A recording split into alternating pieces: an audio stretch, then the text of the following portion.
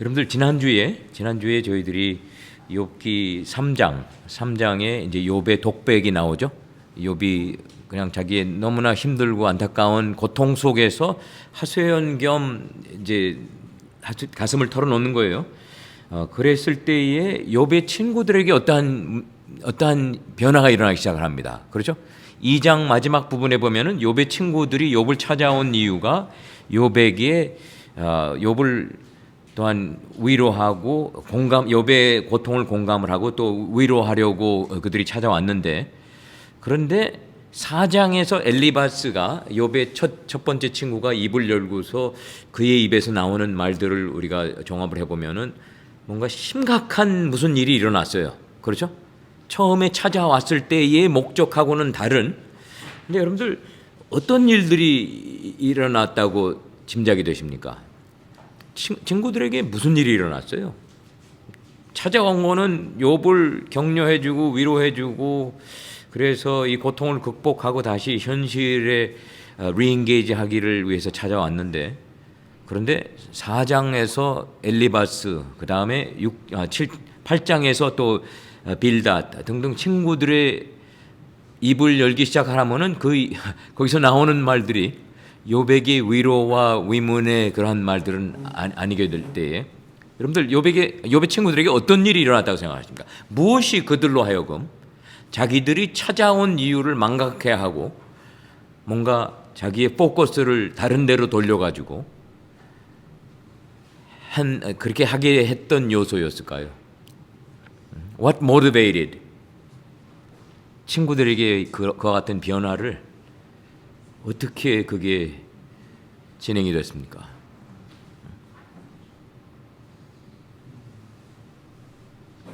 한번 짐작해 주세요. 우리 김태임 사모님도 좋고 김준 하구님도 좋고, 하구님이 아니죠, 이제 전사님. Anyone? 왜 그렇게 갑자기 욥의 친구들의 방향이 전환됩니까? 바뀌어집니까? 아마 필경 제 짐작은요. 3장에 욥이 제시했던 독백의 내용이 욥의 친구들에게 경각심을 불러일으켰던 것으로 저는 짐작이 됩니다. 그렇죠? 욥이 그냥 모든 걸 다 받아들이고 이러한 잠잠하게 받아들이고 이러한 위치에서 아마 친구들은 좀 더 자기들도 잠잠하면서 욥에게 위로와 힘이 될 수 있는 그러한 사역을 계속 했을 수 있었을 것 같은데, 그런데 필경 욥의 입에서 나오는 그냥 자기의 탄생조차 저주해버리고 하나님 저주하기 일보 직전까지 도달하는 이러한 모습을 볼 때에, 여러분 욥의 친구들이 무엇을 경험을 했을까요? 그와 같은 욥의 독백을 들어가면서 욥의 친구들이 했던 경험은 어떤 경험입니까? 한번 정확하게 짐작을 해보세요.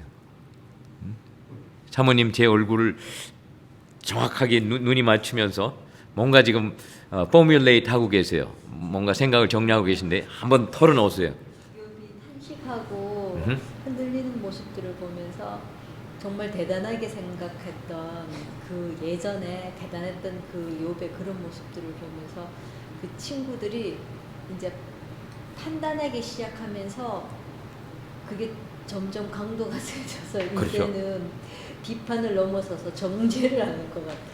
그래서 엘리바스가 그렇죠. 엘리바스가 그렇게 얘기를 해요. 4장 첫 부분에. 과거에 당신이 바로 연약한 사람들, 안타까운 상황에 있는 사람들에게 힘을 돋구쳐주려고 했던 그런 자였는데, 이제 이 일이 내게 이름에 내가 힘들어하고 이 일이 내게 닥치면 내가 놀라는구나. 그러면서 경각심을 나름대로 경험을 하면서 이제는 욥에게 우리가 그냥 우리의 해야 할 말을 털어놔야 되겠다, 이렇게 이제 방향 전환을 하게 되는데, 저는 거기에서 또한 친구들이 나름대로 뭔가 두려움을 경험을 했을 것 같아요. 두려움을 경험을 했던 것 같습니다. 물론 욥의 그 3장의 독백 속에서 어떻게 하나님한테 이 blasphemy 조 목사님 영어로 뭐라 그럴까요? blasphemy 하나님을 마치 저주하는 조로 이렇게 하나님에 대한 망각적인 실언 망각 뭐 이런 등등 그러한 죄를 저짓는 것이 벌써 거기 두려움이 시작이 될 수가 있을 것 같고 그 다음에 욥이 그렇게 강하게 자기의 고통을 표현을 할 때에 나름대로 자기들의 두려움이 동기를 주면서 뭔가 욥의 현 상황을 자기들이 뭔가 컨트롤해야 하는 필요도 함께 느끼지 않았을까 나름대로 저는 생각이 되고요.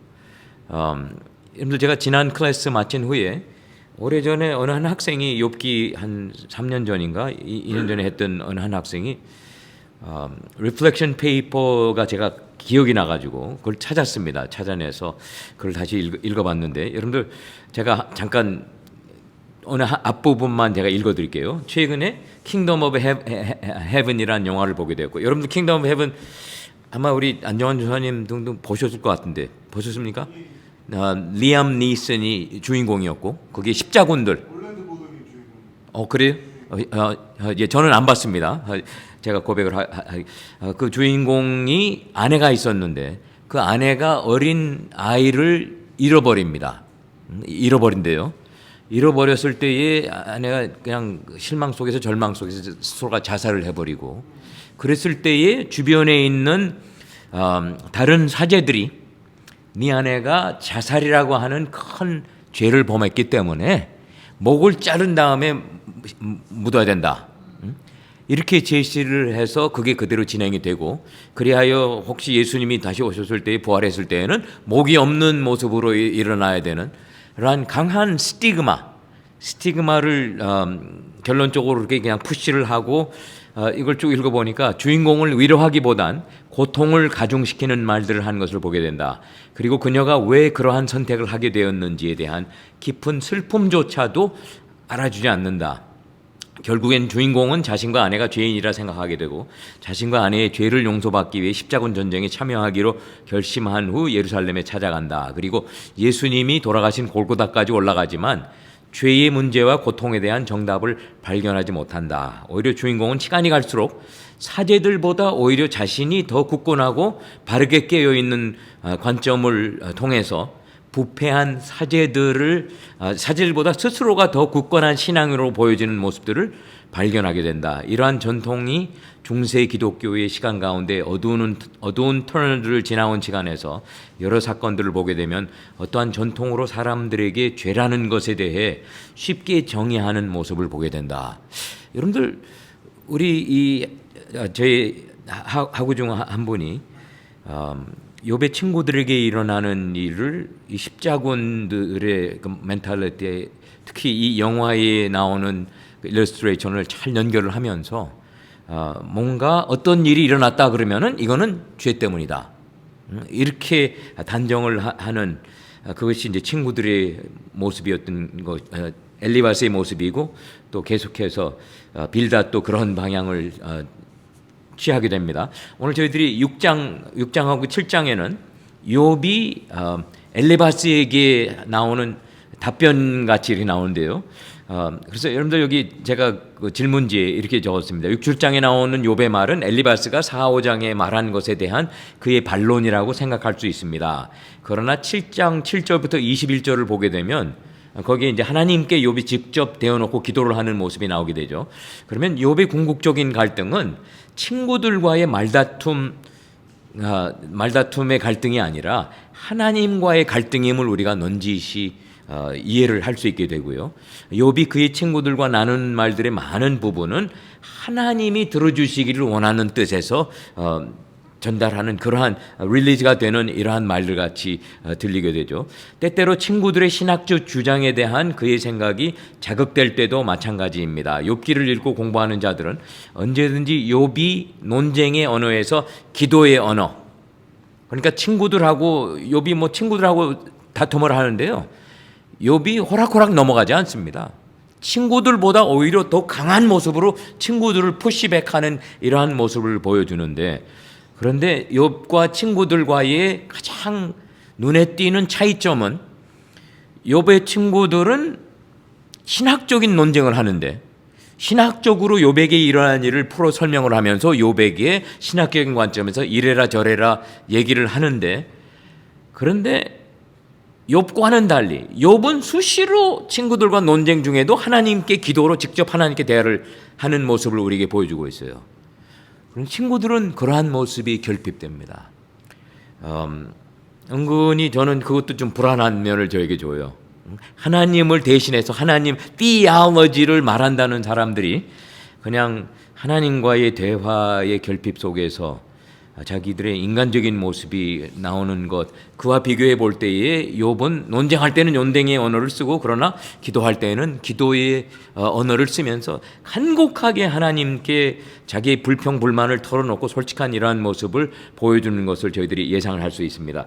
먼저 우리 다시금 욥의 독백이 나옵니다. 이 1절 6장 1절부터 7절까지 제가 읽겠습니다. 욥이 대답하여 이르되 나의 괴로움을 달아보며 나의 파멸을 저울 위에 모두 놓을 수 있다면 바라의 모래보다 무거울 것이라. 그러므로 나의 말이 경솔하였구나. 여러분들 여기 한글 성경에는 경솔이라고 번역이 되어 있는 이 단어는 영어 성경에 rash, 자기의 말이 거칠게 나왔다. 이러한 뜻으로 우리가 이해를 하면은 더 정확한 그러한 표현입니다. 경솔하였다 그러면은 좀 후회하는 말도 나오고 이렇게 그러한 것이 내포되어 있을 것 같은데요.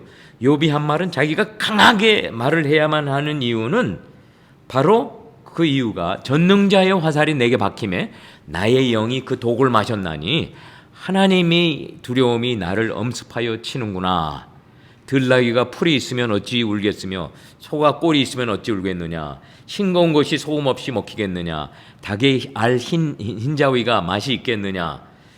내 마음이 이런 것을 만지기도 싫어하니 꺼리는 음식물 같이 여김이니라. 여러분들 여기에서 욥이 정확하게 자기의 심정을 지금 고백을 하고 있어요. 자기의 분노가 괴로움, 분노 이런 등등을 저울로 다룰 수가 있다면은 상상을 초월한 무거운 정도의 분노, 두려움 이런 등등이 자기를 억누른다는 것을 이제 고백을 하고 있고요. 그러면서 그 원인이 바로 전능자의 화살. 여러분들 전능자의 화살은 이거는 그냥 직접 대놓고 하나님을 원인이라고 욥이 칭을 하는 거죠. 전능자의 화살이 내게 박힘에 나의 영이 그 독을 마셨나니 하나님의 두려움이 나를 엄습하여 치는구나. 이렇게 노골적으로 하나님을 비판하고 하나님 때문이라는 이러한 내용을 지적을 하면서 자기가 이렇게 불평불만을 털어놓고 좀 거칠은 말을 할 수 있다고 자기 자신을 이렇게 주장하는 모습을 정당화하고 있는 모습을 우리가 이제 볼 수가 있습니다. 여기에서 욥이 계속해서 고백을 하면서 이제는 이렇게 살기보다는 차라리 죽는 것이 더 낫지 않을까 하는 이러한 뜻을 다음 부분에서 이야기를 하고 있습니다. 8절부터 제가 읽겠어요. 나의 간구를 누가 들어줄 것이며 나의 소원을 하나님이 허락하시랴. 근데 벌써 나오는 말이 아마 자신이 없어요. 자신이 없는 것 같이 들립니다. 이는 곧 나를 멸하시기를 기뻐하사 하나님이 그의 손을 들어 나를 끊어버리실 것이라. 여기서 하나님에 대한 원망의 고백이 점점 더 정도가 깊어지는 것을 우리가 볼 수가 있죠.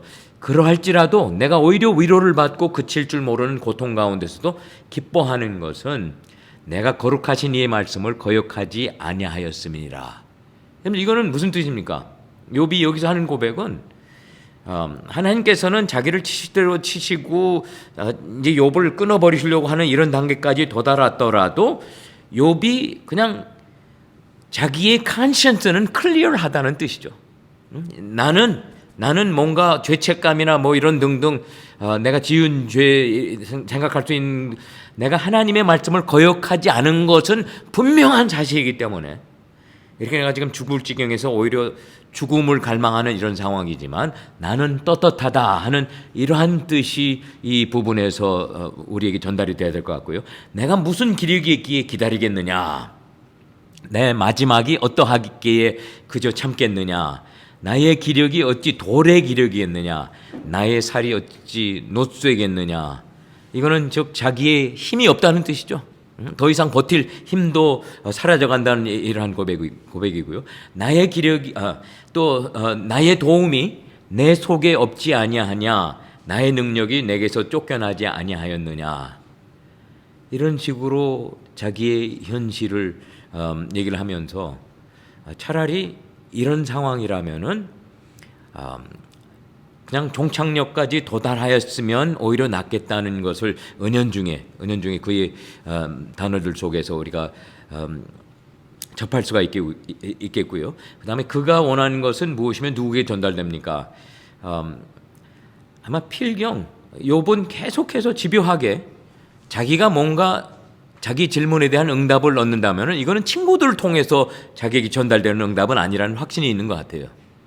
궁극적으로는 하나님을 통해서 자기에게 일어난 일에 대한 설명을 듣는다든지 하나님 한 분만이 그렇게 하기를 원하시는 것을 염두에 두면서 또 그거를 자기가 원할 수 있는 자격이 나의 양심은 꺼리는 데가 없습니다 한 것을 여기뿐만이 아니라 계속 군데군데 욥이 주장을 합니다.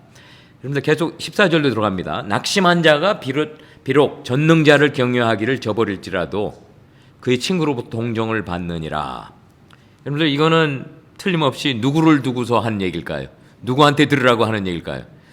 친구들한테 들으라는 얘기죠. 아무리 낙심한 자가 낙심해가지고 전능자의 경외를 저버린다 하더라도 최소한 그의 친구들은 그를 저버리지 말고 그에게 여기 동정이라고 한글에 나와 있지만 히브리 성경에는 헤세드라는 단어가 사용이 되어 있어요. 하나님의 그 언약의 사랑을 친구들이 그 하나님의 전능자의 경외를 버리는 그러한 자에게 보여줘야 되지 않느냐. 친구들에게 해야 할 말을 하고 있습니다. 내 형제들은 개울과 같이 변덕스럽고 그들은 개울의 물살같이 지나가는구나. 여러분들 이거는 무슨 뜻이냐면요.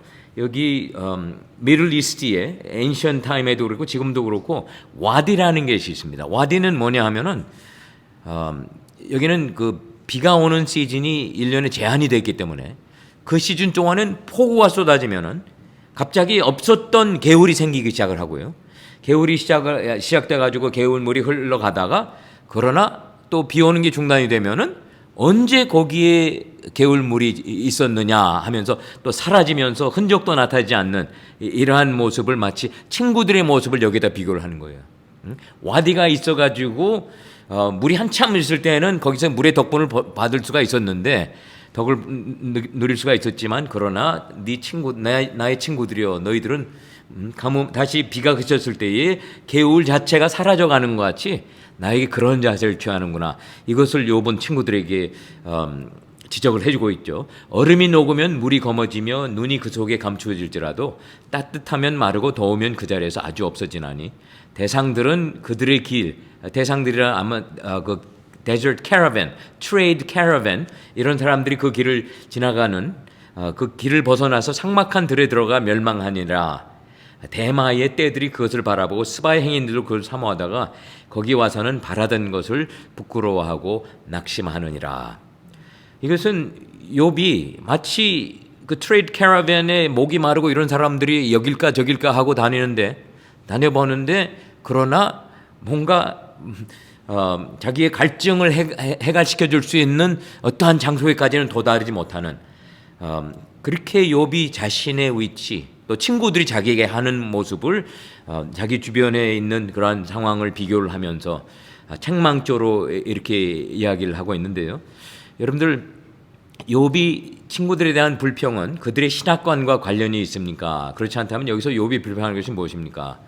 여러분들 이 부분에서는 아직 신학관에 대한 이러한 것보다는 그들이 욥에게 첫 7일 낮과 밤에 베풀었던 동정, 공감, 침묵 속에서 함께 했었던 이러한 등등을 동정을 받느니라. 그런데 동정이 그냥 딱 끊어져 버린 이러한 상황을 안타까워하면서 그래서 좀 더 우리가 내려가면은 욥이 친구들의 어려움이 자기들의 신학관과 연결되어 있음을 지적을 하고 있습니다. 21절 보십시다. 이제 너희는 아무것도 아니로구나. 아무것도 아니로구나. 여러분들 욥이 He's not a pushover. 영어로 pushover라고 그러면 그냥 남이 호락호락 남이 그냥 밀어 제껴버리는 이런 사람을 pushover라고 하는데요. 욥은 절대로 pushover가 아니라 친구들보다 강합니다. 해야 할 말 다 해요. 아프고 고통 속에 있으면서도 이제 너희는 아무것도 아니로구나. You are acting like nobody. Your behavior amounts to nothing. 아무것도 아니로구나. 너희가 두려운 일을 본즉 겁내는구나. 내가 언제 너희에게 무엇을 달라고 말했더냐. 나를 위하여 너희 재물을 선물로 달라고 하더냐. 내가 언제 말하기를 원수의 손에서 나를 구원하려 하더냐. 폭군의 손에서 나를 구원하라 하더냐. 내게 가르쳐서 나의 허물된 것을 깨닫게 하라. 내가 잠잠하리라. 옳은 말이 어찌 그리 고통스러운고. 너희의 책망은 무엇을 책망함이냐. 너희가 남의 말을 꾸짖을 생각을 하나 실망한 자의 말은 바람에 날아가느니라. 너희는 고아를 제비 뽑으며 너희 친구를 팔아넘기는구나. 그래서 여기에 욥의 좀 심각한 표현들이 여기에 들어가 있습니다. 그래서 조금 더 상세하게 보도록 할게요. 먼저 21절에 너희가 두려운 일을 본즉 겁내는구나. 이러한 표현이 욥이 지적을 하고 있어요. 이것이 여러분들에게는 어떻게 들리십니까? 왜 친구들이 뭐 두려운 일을 본 거예요? 그랬을 때 왜 친구들이 공적으로는 겁을 내기 시작을 합니까? 겁을 내야만 합니까?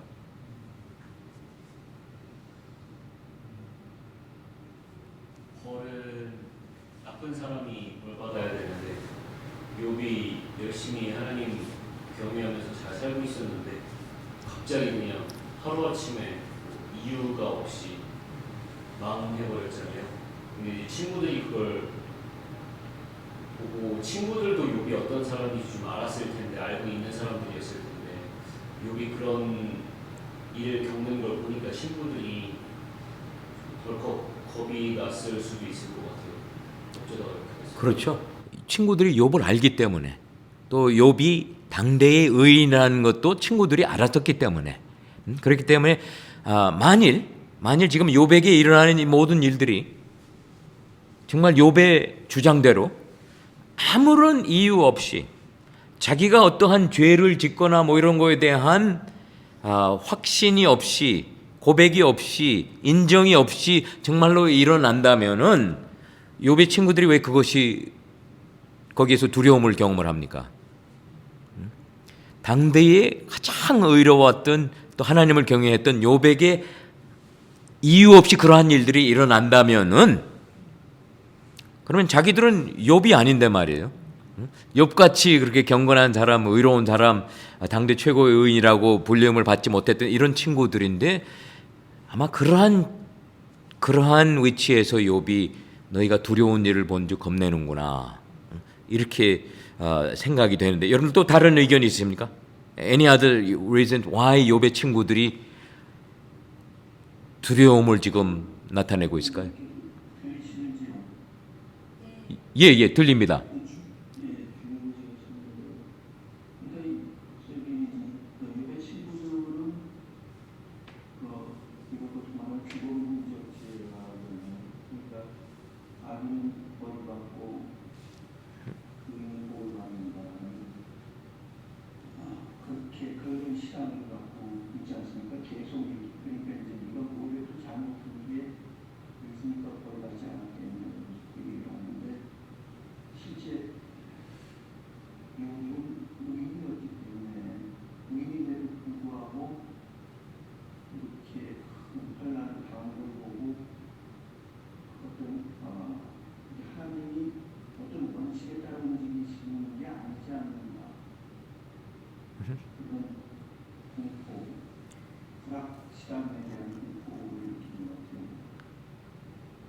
그거는 그렇죠. 근데 이것은 친구들의 신학관만에 국한될 수는 없습니다. 저는 욥도 이렇게 친구들하고 논쟁을 하는 이 위치에 있는 욥도 보응신학을 포옹했던 사람이라고 저는 확신을 해요. 그런데 친구들과 달리 욥은 친구들은 인과응보 그 보응신학이 현실에서 계속 그게 반영이 되고 현실에 일어나는 일들이 의인은 복을 받고 악인들은 벌을 받고 이렇게 되는 한도에서는 뭔가 자기들에게 sense of 뭔가 좀 normalcy, 이게 보통이다, 이게 안정된 모습이다, 이러한 등등을 취할 수가 있는데 보응신학이 작동하지 않는 이러한 위기에 도달했을 때에 여러분들 보응신학이 작동하는 한도에서는 친구들이나 욥이나 다 의로움만 베풀고 악을 피하고 그러면은 하나님의 축복을 받을 수 있는 이러한 모습이었는데, 그러나 욥은 그러나 관점이 어떻게 바뀌어가고 있냐면요, 욥도 자기의 보응신학의 관점에서 보면은 자기에게 이러한 일이 일어나지 말아야 되는데 욥은 일어났단 말이에요. 그랬을 때에 욥이 친구들과의 한 가지 다른 점이 있다면은 욥은 보응신학이 자기에게 일어난 일을 놓고 볼 때에 그 일들을 설명하는 것에 충분치 못하는 의심을 갖기 시작을 합니다. 친구들은 그건 말도 안 되는 얘기니까 하나님은 이렇게밖에는 작동을 못하신다 하고 하나님이 그저 인과응보, 악을 악으로 갚으시고 선을 선으로 갚으시는 이러한 모습을 주장을 하지만 욥의 관점에서는 나도 그렇게 믿었는데 지금 나에게 일어나는 이런 모든 일들을 보니까 그렇지 않는 것을 내가 생각을 할 수 있게 한다. 이러한 과정이 욥에게 전개가 되고 있는 거예요. 그럴 때 이것은 욥 자신도 아마 제 짐작에는 엄청난 두려움을 스스로가 지금 경험하고 있으라고 생각이 되고요. 또 욥의 친구들도 인과응보, 이 보응신학이 유지가 돼야 우리들도 뭔가 어떠한 sense of control, 내가 악을 행하지만 않고 내가 계속 선을 행하는 한도 내에서는 어느 정도 하나님의 축복을 내가 예상할 수 있겠구나. 여러분들 이러한 모습이 은연중에 친구들과 욥의 관점에서 우리가 찾아볼 수 있는 이러한 현실이 아닌가 나름대로 생각이 되고요. 그러면서 욥이 24절 25절 보십시오. 내게 가르쳐서 나의 허물된 것을 깨닫게 하라. 내가 잠잠하리라. 욥이 제 생각에 이거 욥의 솔직한 얘기인 것 같아요. 정말 나에게 올바른 말을 써가지고 올바르게 나의 현실을 지적을 해주면서 풀어주면서 나에게 가르치고 나를 깨닫게 한다면은 나는 잠잠할 것이다. 그런데 친구들이여, 옳은 말이 어찌 그리 고통스러운고 너의 책망은 무엇을 책망함이냐.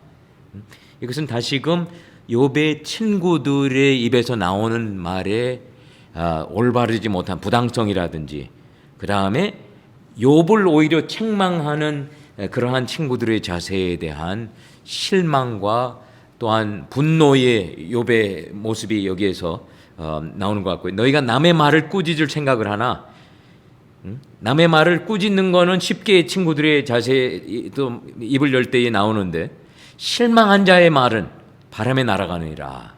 그거는 무슨 뜻입니까? 자기가 하는 하소연조로 자기가 하는 얘기들은 너희들은 아예 듣지를 않는구나. 다시금 친구들을 책망하는 쪽으로 이렇게 나오고, 너희는 고아를 제비 뽑으며 너희 친구를 팔아 넘기는구나. 자기의 안타까운 이러한 모습을 강하게 푸시백 삼아서 이야기를 해주고 있습니다.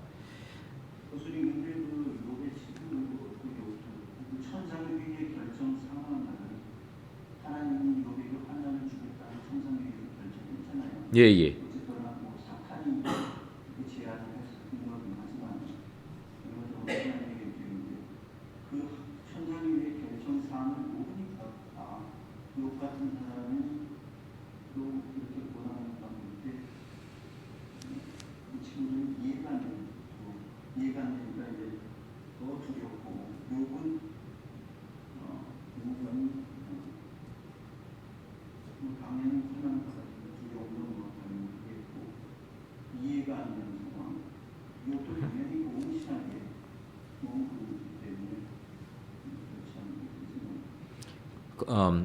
우리 허균 하구님 그것도 정확하게 잘 지적을 해주셨어요. 욥의 친구들이나 욥이나 천국에서 성회 속에서 어떠한 일이 일어나는 걸 모르죠.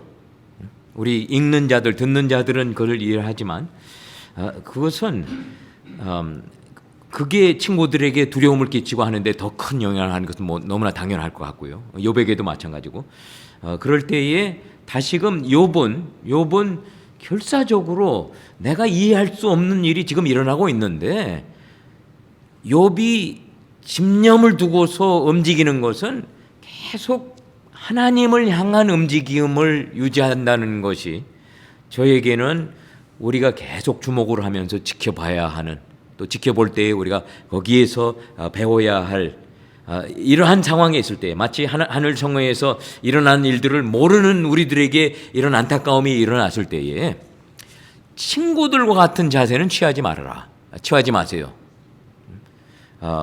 두렵고 힘들고 떨리고 뭐 어려운 이런 상황에서도 욥과 같이, 욥의 믿음은 자기에게 이해가 되지가 않고 자기가 아는 하나님이 이러지 말으셔야 되는데 그러고 계시는데, 그럼에도 불구하고 욥은 계속 자기의 한 가닥 희망은 내가 하나님께로 움직임 속에서 언젠가는 궁극적으로 거기에서 해결이 있지 않을까. 이것은 물론 책의 끝부분을 통해서 우리가 지켜볼 때에 이러한 결론에 도달할 수 있게 되는데요. 그래서 여러분들 욥과 친구들 간에 일어나는 갈등, 또 스스로의 갈등 등등 심각한 갈등이 지금 작동하고 있는 것을 우리가 감지할 수 있죠. 28절 보십니다. 6장 28절. 이제 원하건대 너희는 내게로 얼굴 돌리라. 내가 너희를 대면하여 결코 거짓말하지 아니하리라. 다시금 자기의 진실됨을 욥이 강조를 하고 있고요. 너희는 돌이켜 행악자가 되지 말라. 아직도 나의 의가 건재하니 돌아오라. 여러분들 여기에서 욥이 할 수 있는 주장은 단 한 가지 이거예요. 자기는 의롭다. 자기는 어떠한 죄를 나에게 일어난 일은 죄에 관련된 것이 아니다 하는 것이 욥의 유일한 신념에 남아있고, 이게 사실이죠. 사실에 바탕을 둔 내 혀에 어찌 불의한 것이 있으랴, 내 미각이 어찌 속임을 분간하지 못하랴. 친구들아, 제발 내 속 사정을 좀 너희들이 이해해 봐야 되지 않겠느냐. 그러면서 욥이 계속합니다. 7장에 이 땅에 사는 인생에게 힘든 노동이 있지 아니하겠느냐. 그의 날이 품꾼의 날과 같지 아니하겠느냐. 종은 저녁 그늘을 몹시 바라고 품꾼은 그의 싹을 기다리나니 이와 같이 내가 여러 달째 고통을 받으니 고달픈 밤이 내게 작정되었구나. 그러니까 여러분들 여기에서는 욥이 또 비유를 해가지고 종도 하루 종일 일을 하면은 피곤할 때에 저녁에는 쉴 수 있다는 것에 대한 희망을 갖고서 하루 일을 마치려고 하고, 그 다음에 품꾼은 하루 종일 일을 할 때에 고달프고 힘들고 하지만 궁극적으로는 싹 그 품을 받는 이러한 등등의 희망이 있는데 욥에게는 그와 같은 희망조차 주어지지 않았다 이거죠. 기대했을 때의 어느 순간에 자기에게 설명이나 자기에게 깨달을 수 있는 이러한 내용 등등이 여러 달째 고통을 받으니 고달픈 밤이 내게 작정되었다. 이것은 그냥 품꾼들에게는 싹을 받는 순간이 있지만 욥에게는 그저 고통이 지속됨이 그에게 어포인트가 된 이러한 작정된 것임을 욥이 고백을 하고 있고요. 내가 누울 때면 말하기를 언제 일어날까, 언제 밤이 갈까 하며 새벽까지 이리 뒤척 저리 뒤척 하는구나. 내 살에는 구더기와 흙덩이가 의복처럼 입혀졌고 내 피부는 굳어졌다가 터지는구나. 나의 살은 배틀보다 빠르니 희망 없이 보내는구나. 여러분들 자기가 그냥 어디에 갇혀 있는 모습을 욥이 고백을 하고 있어요. 몇 년 전에 제가 한국 6.25 전쟁 영화를 봤습니다. 태극기 휘날며 거기를 보는데 군인들이 전투하다가 이제 부상을 당하고 그러는데요.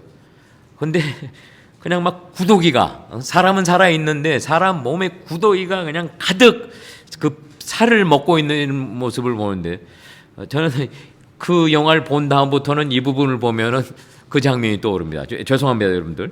내 살에는 구더기와 흙덩이가 의복처럼 입혀졌고, 그건 무슨 뜻입니까? 이것이 나의 현실이 되어버렸다 이거예요. 자기의 현실이 고통 속에서 구더기와 흙덩이, 몸이 굳어지고 또 피부는 뜯겨 먹고 이러한 내 피부는 굳어졌다가 터지는구나. 나의 날은 배틀의 북보다 빠르니. 배틀의 북보다, 여러분 배틀은 그 뭐라고 그러지, 천을 만드는, 그게 돌아가는 이러한 것보다도 빨리 돌아가는데, 그러나 변화 없이 고통에서의 해방이나 뭐 이런 등등을 짐작할 수, 그냥 기대할 수 없는 이러한 자기의 안타까운 심정이 여기에 기록이 되어 있습니다. 여기에서 욥의 외침은 얼마나 현실적입니까? 비슷한 경험이 있었나요? 언제? 왜? 여러분들, 자기가 희망을 하는데 희망에 합당한 결론은 거기에는 도달하지 못하는 것이 계속 이어져 나아갈 때에, 그 다음에 자기에게 일어나는 그 고통, 육의 고통, 페인, 뭐 이러한 등등의 현실을 집요하게 욥이 안타깝게 얘기를 하고 있어요. 그러면서 이제는 7장 7절부터 21절까지는 욥의 그 대화의 방향이 바뀌어집니다. 그래서 저는 영어로 그 타이틀을 prayer, 기도라고 이렇게 했습니다. 욥이 친구들하고 대화를 나누다가 논쟁의 말을 하다가 어느 한순간에 그냥 포커스를 바꿔가지고 시프트를 해가지고 하나님에 대한 기도로 바뀌어지는 것이 욥의 대화 속에서 자주 반복되는 패턴입니다. 그 첫 번째의 샘플을 저희들이 보게 되는데요. 내 생명이 한낱 바람 같음을 생각하옵소서. 이건 주께 드리는 고백이죠. 나의 눈이 다시는 행복을 보지 못하리이다. 그러니까 욥이 자기 관점에서 하나님께 솔직한 고백이에요. 하나님, 내 생명이 한낱 바람, 그래서 불어 날아가 버리면은 이제 끝이 나는 그러한 연약한 안타까운 것이 저입니다. 나의 눈이 다시는 행복을 보지 못할 것 같습니다. 나를 본 자의 눈이 다시는 나를 보지 못할 것이고, 즉 조만간 자기는 숨져 죽어 시올로 내려간 그러한 인생임을 하나님께 고백을 하고 있어요. 주의 눈이 나를 향할지라도 내가 잊지 아니하리라. 지금 near death, 죽음 직전, 일보 직전에 있는 자기 안타까운 모습을 하나님께 솔직히 고백을 하는 욥입니다. 구름이 사라져 없어진 같이 수월로 내려가는 자는 다시 올라오지 못할 것이요.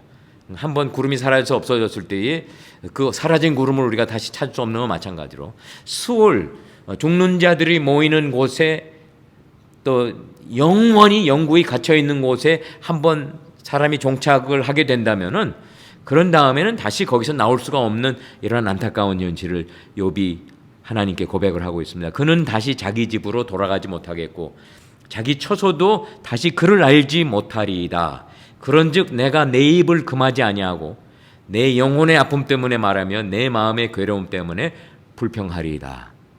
그러니까 여러분들, 욥이 친구들에게만 그냥 강한 자기가 거칠 말, 할 말, 해야 할 말을 다 하는 것이 친구들에게만 국한된 것이 아니라 하나님께도 욥이 내가 이와 같은, 내가 내 입을 금하지 아니하고 내 영혼의 아픔 때문에 말하면 내 마음의 괴로움 때문에 저는 당신께 불평하러 나왔습니다. 이러한 쪽으로 하나님께 자기의 강한 안타까움을, 자기의 의로움을 호소를 하면서 또한 하나님에 대한 비판의 이러한 고백들이 나오게 되는데요. 여러분들, 여기에서 욥은 그의 안타까운 현실을 충격적으로 친밀한 기도를 통해서 하나님께 고백을 하고 있습니다. 여러분들은 욥이 왜 자신의 고통의 현실을 하나님께 직접 호소함을 필요로 한다고 생각을 하세요? 이거는 여러분들 간단히 이해가 되시죠? 벌써 두 친구한테서 얘기를 들었는데 그 친구들이 해주는 말이 뭐예요? 말 같지 않은 말들을 하고 있죠. 욥에게 충분히 이해가 되고 설명이 되는 것이 아니라 인과응보를 주장을 하면서 네가 그냥 너의 죄를 고백만 하면은 하나님께서 다시 너를 구원으로 또 회복으로 인도를 하실 것이다.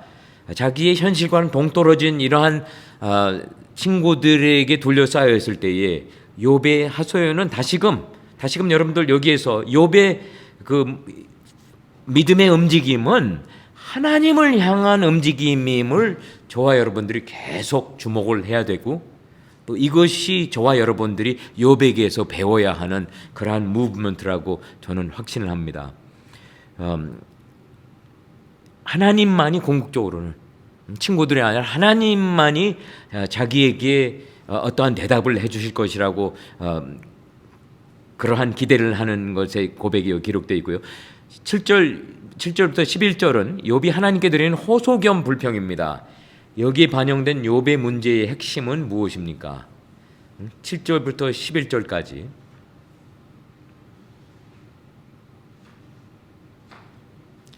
자기가 이해할 수 없는 이유 때문에 자기에게 이러한 엄청난 일이 일어나고 있는데 또한 하나님마저도 지금 잠잠히 계시다 이거예요. 자기가 기대했던, 자기가 의지했던 하나님마저도 이랬을 때에 욥이 호소를 하고 불평을 하는 것은 우리가 충분히 이해를 해야 되지 않을까. 욥의 문제의 핵심 바로 그 문제였던 것 같습니다. 이유 없이 자기에게 이러한 일이 있을 뿐만 아니라 하나님 당신조차도 잠잠함을 유지하고 계실 때에 욥은 그냥 뭐 어쩔 줄 몰라 하는 이런 안타까운 현실이 되었죠. 여러분들은 욥의 기도의 언어와 내용에 대해서 어떻게 생각하세요? 기도하는 자의 올바른 자세와 내용이 반영되어 있습니까? 여러분들 저희 학생들 보면은 어떤 학생들 중에는 하나님께 기도의 응답을 받으려면 이런 식으로 기도를 해서는 안 된다. 하나님을 원망한다든지 하나님한테 땡깡을 부리는 쪽으로 기도를 해서는 그건 응답받지 못하는 것이다. 그런데 욥은 그렇지 않은 기도를 합니다. 그렇죠? 아까도 6장을 시작을 하면서 욥이 뭐라고 그래요? 전능자의 독화살이 내 살에 박혀가지고 그 독이 지금 퍼지고 있기 때문에 내가 이러한 고난을 접하고 있다. 뭐 이러한 등등에서 욥은 자기의 현재의 경험의 내용을 자기 나름대로 정확하고 솔직하게 하나님께, 친구들뿐만이 아니라 하나님께도 그것을 전달하는 것이 욥의 포커스, 계속 유지되는 관점임을 저와 여러분들이 여기서 볼 때에 제가 원하는 것은 여러분들 우리 욥을 쉽게 원망하지 마십시다. 욥을 쉽게 책망하지 마십시다. 욥의 친구들과 같은 자세를 취하지 말았으면 하는 것이 저희의 바람이고요. 그러면서 또 욥이 하나님께 그냥 당돌한 얘기를 지금 하고 있습니다. 12절에 7장 12절 내가 바다니이까 내가 바다 괴물이니이까 주께서 어찌하여 나를 지키시나이까 나에게 관심을 두고 나를 경계를 두고서 나를 그냥 이렇게 가다두고 나를 지키고 계십니까? 혹시 내가 말하기를 내 잠자리가 나를 위로하고 내 침상이 내 수심을 풀리라 할 때에 욥이 그러니까 한 가지 희망을 두고서 밤중에 잠이 들기를 원하는 이런 상황에서 내가 잠자는 순간만이라도 그 고통을 단시간 좀 모면했으면 하는 기대를 하는데 그런 와중 속에서도 왜 하나님 당신은 꿈으로 나를 두렵게 놀라게 하시고 환상으로 나를 두렵게 하시나이다. 이렇게 욥이 원망을 표현을 하고 있어요. 이러므로 내 마음이 뼈를 깎는 고통을 겪느니 차라리 숨이 막히는 것과 죽는 것을 택하리이다. 그러니까 욥이 지금 자기의 당하는 자기의 처한 현실을 육체적인 고통, 또 심적인 고통, 또 하나님의 저버림을 받은 데에서 오는 고통, 친구들의 책망을 들으면서 이유 없이 듣는 일어나는 이런 모든 것 등등의 고통 속에서 뭔가 단순간이라도 좀 쉼을 취해보려고 하는데 그것조차도 불가능할 때에 욥이 한 가지 희망하는 것은 이렇게 살 바에는 차라리 숨이 막히는 것과 죽는 것을 저는 택함을 원합니다. 이렇게 15절에 고백을 하고 있고요. 내가 생명을 싫어하고 영원히 살기를 원하지 아니하노니 나를 놓으소서 내 날은 헛된 것이니이다. 왜 나를 붙잡고 계시고 이 prolonging sense of torture, 왜 하나님 나에게 일어나는 이 고문이 왜 계속 반복되어야 했을 때에 당신에게 원하시는 효과를 맛보지 못하심을 저는 확신합니다. 차라리 나를 내려놓으소서, 차라리 나를 보내주시옵소서. 내 날은 헛된 것입니다. 당신께서 나에게 관심을 보시고 나를 붙잡고 있을 그런 필요가 없으십니다. 이거는 깊이 있는 고백이 아닐까 이렇게 제 가슴에 와닿고요. 그러면서 또 욥이 의아스러워하는 표현이 7장 17절부터 고백이 되어 있어요. 사람이 무엇이기에 주께서 그를 크게 만드사 그에게 마음을 두시고, 여러분들 이것은 우리 시편 8편에서도 나오는 고백이죠. 거기서는 아주 긍정적인 해석이죠. 사람이 누군데 주여 천사들보다 조금 낮게 만드시고 그 다음에 그 사람들에게 다스리면 온 우주 만물 피조물들을 다스릴 수 있는 이러한 권리를 주시고, 거기서는 똑같은 표현이지만 아주 긍정적으로 우리가 어플라이 할 수 있는 고백인데, 욥이 그와 같은 똑같은 표현을 끄집어내 가지고 오히려 하나님께서 왜 나에게 관심을 두시는지 저에게는 더 큰 엄청난 부담밖에는 되지 않습니다. 이러한 고백을 지금 하고 있는 것이죠. 무엇이기 때문에 주께서 그를 크게 만드사 그에게 마음을 두시고 아침마다 권징하시며 순간마다 단련하시나이까. 주께서 내게서 눈을 돌이키지 아니하시며 내가 침을 삼킬 동안도 나를 놓지 아니하시기를 어느 때까지 하시리까. 여러분들 이거는 시편에서 우리가 자주 접하는 그러한 표현이죠. How long? 그런데 어느 때까지 하시리까? 이거는 욥이 그 질문에 답을 듣고자 하는 질문은 아니죠. 수사학적으로 욥이 여기서 하는 고백은 뭐냐면은, 주여 당신 하실 대로 다 하셨습니다. 더 이상 하실 필요가 없으십니다. It's long enough you have tortured me. 저에게 침묵의 고문, 육체의 고문, 심적인 고문, 신학적인 고문, 모든 고문이 계속 일어나는데 언제까지 이와 같은 고문의 현실을 유지하시겠나이까? 그만 하시옵소서. 사람을 관찰하시는 이여, 하나님을 대놓고 부르면서 이렇게 부릅니다. 내가 범죄하였거든 주께 무슨 해가 되오리까? 어찌하여 나를 당신의 관역으로 삼으셔서 내게 무거운 짐이 되게 하셨나이까? 여러분들 여기에서 욥이 그 추상적이 아니라 hypothetical question, 상상적인 질문을 하는 거예요. 그러면서 혹이나 내가 죄를 지었다 했을 때에 그러니까 여러분 저는 이 부분을 읽으면서 욥의 입에서 야 저렇게 엄청난 표현이 나오는구나. 이거는 하나님을 정말 경멸하는 쪽으로 나오는 표현이라고 저는 확신이 되는데요. 왜 내가 죄를 지은, 가령 내가 죄를 지었다고 합시다. 하나님. 그러면은 왜 나를 관역으로 만드셔가지고 언제까지 계속해서 나를 향하여 화살 쏘는 것을 계속 하시겠습니까? 하나님 당신 요 정도밖에 안 되십니까? 여러분 제가 상상력을 발휘해가지고 이 부분을 읽어보면은 욥이 하나님의 아주 강한 신랄한 비난적인, 하나님 당신답지 않으십니다 하는 쪽으로 이러한 표현이 여기서 들리게 됩니다. 내게 무거운 짐이 되게 하시나이까. 주께서 어찌하여 내 허물을 사하여 주지 아니하시며 내 죄악을 제거하여 버리지 아니하시고 계속해서 관역 맞춤을 하고자 나에게 독화살을 쏘고 또 쏘고 내 죄악을 제거하여 버리지 아니하시나이까. 내가 이제 흙에 누우리니 주께서 나를 애써 찾으실지라도 내가 남아있지 아니하리이다. 욥에게 있는 유일한 희망은 자기가 죽어 숨져서 이젠 하나님의 고통을 더 감당하지 않아도 되는 이러한 순간을 욥이 여기에서 표현하고 있다고 저는 짐작이 되고요. 하나님의 지나친 관심이 자기에는 부담이 되고, 하나님이 왜 당신답지 않게끔, 차라리 욥이 죄가 있다면은 그 죄를 드러내어 놓으시고 이것이 너의 죄였다, 이것을 고백하라, 뭐 이런 식으로 해서 욥으로 하여금 고백할 수 있는 이런 등등을 그렇게 하셨더라면은 계속 하나님의 관역이 되어가지고 독화살을 맞는 작업의 반복됨은 하지 않아도 되지 않을까. 그러면서 이것은 욥의 고통 속에서 욥의 위치에 있는 자들만이 할 수 있는 그러한 고백이 아닐까 나름대로 생각이 되고요. 그러면서 저는 조심스럽게 이것이 죄송합니다. 질문 있습니다. 예.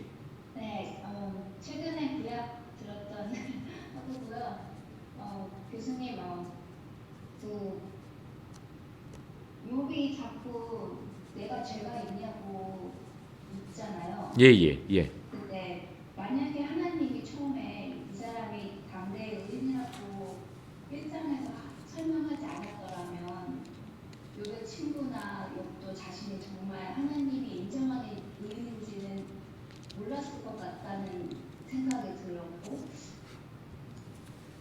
아담 아래로는 다 인간은 죄인데 어떻게 자신 스스로를 이렇게 의인이라고 칭할 수 있는 게, 물론 욥이 모든 행위가 옳았더라고 성령의 말씀에서는 알겠지만 행위와 마음이 같이 하나님 앞에 정당했을까라는 의문이 있고, 또 만약에 이거를 지금 신약으로 생각한다면 저희는 행위로는 의롭지 않지만 하나님 사랑하는 마음은 다 욥기에 욥 같지 않을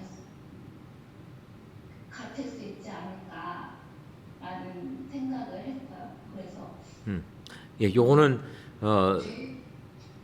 왜 자신이 죄가 없다고 생각하는지 이해가 안 돼요. 욥이요.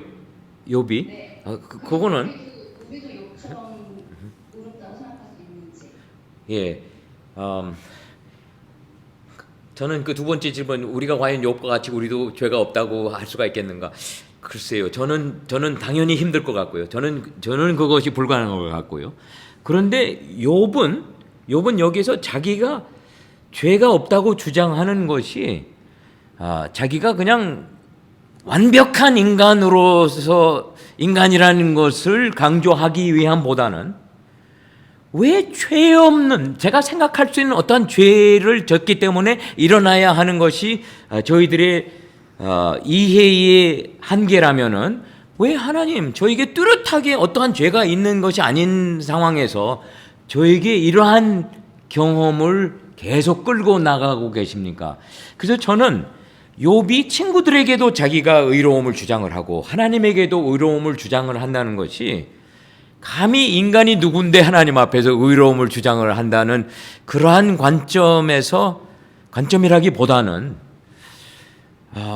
제가 어떻게 손가락을 딱 짚고 누르면서 이거였구나, 그러한 상황이 아니었는데 이러한 일이 저에게 일어났고, 그랬을 때에 안타깝게 짝이 없고 고통스럽게 짝이 없고 부담으로 저를 억누르시는데, 왜 하나님, 저는 좀 당신께 실망이 됩니다. 하나님답지 않은 행위를 하고 계시지 않으십니까?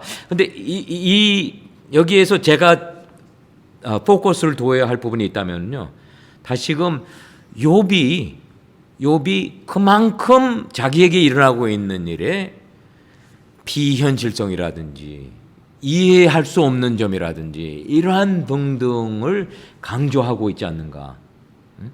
그래서 자기의 무죄에 대한 결백이 욥에게는 그냥 계속 중요시되는 포커스라기보다는 어떠한 이유 없이 이와 같은 일이 일어나고 있는데, 그런 차원에서 차라리 이유라도 좀 알았으면 좋겠습니다. 그리고 지금 저희들이 욥기를 읽는 저희들에게 벌써 1장과 2장이 주어졌다는 것은 뭐냐면은 모범 답안이 우리에게 주어진 거예요. 모범 답안이 주어져 가지고 욥의 친구들과 같은 실수는 저지지 말아라. 욥의 친구들은 물론 이와 같은 모범 답안이 주어지지 않았고, 또 왜 그 하나님의 천국의 성회에서 일어난 이런 일 욥의 친구들이 몰랐고 그랬기 때문에, 그래서 이 1장 2장을 읽는 자나 듣는 자들에게 주어졌다는 사실은 저는 다름이 아니라, 만약에 우리들도 욥과 같은 현실 속에 접했을 때에 욥의 친구들과 같은 이러한 안타까운 현실을 반복하지 말아야 되지 않을까. 그래서 뚜렷한 이유 없는 응보가, 여러분 제가 계속 그렇게 말씀드립니다. 저는 듀로노미, 신명기에 있는 신학의 듀로노믹 테올로지의 핵심에 바로 그 retributive theology가 있어요. 하나님은 선한 자, 당신을 믿고 따르고 선을 행하는 자들에게는 복을 주시고 악을 행하는 자들에게는 벌을 내리시는 분이 하나님이시죠.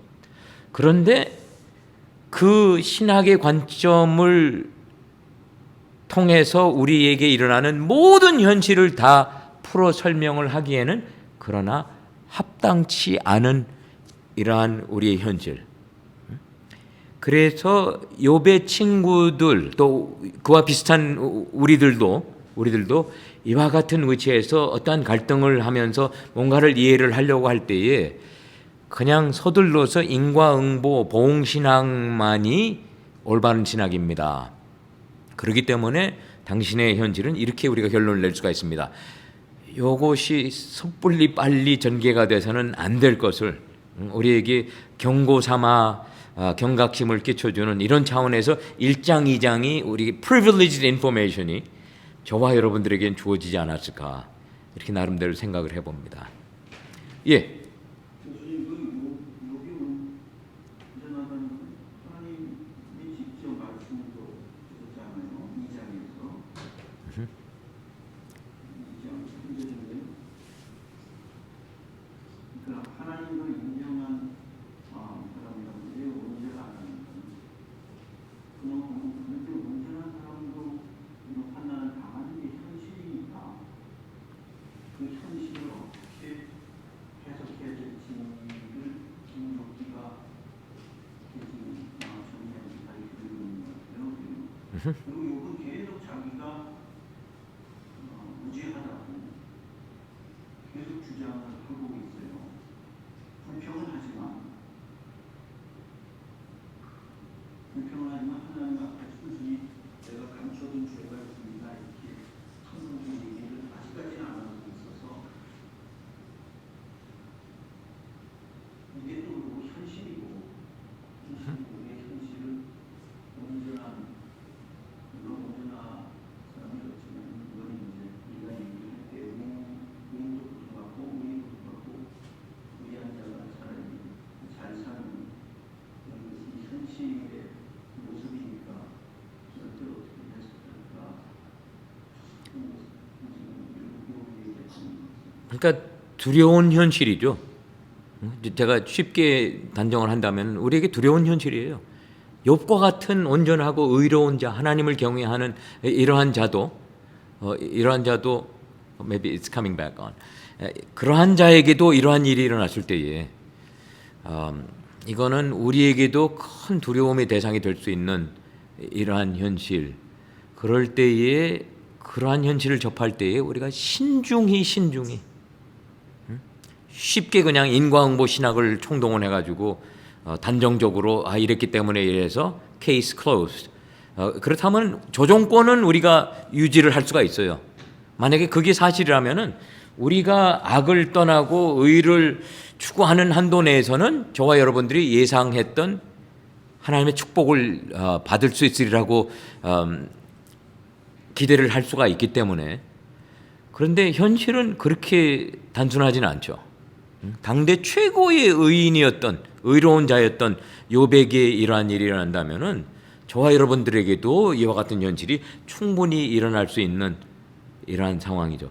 전사님 제가 조금 스탑을 할까요? 오케이. 예, 저희들이 스크린을 잠깐 일어서서 그랬습니다.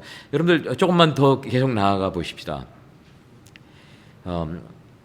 다시금 욥과 친구들과의 갈등 속에서는 신학이 아무리 올바른 신학이라 하더라도 현실에 타당치 못한 신학적인 해석이라면은 그것이 고통당하는 자, 안타까움 속에 있는 자에게 도움이 될 수 없는 이러한 현실을 볼 수가 있고요.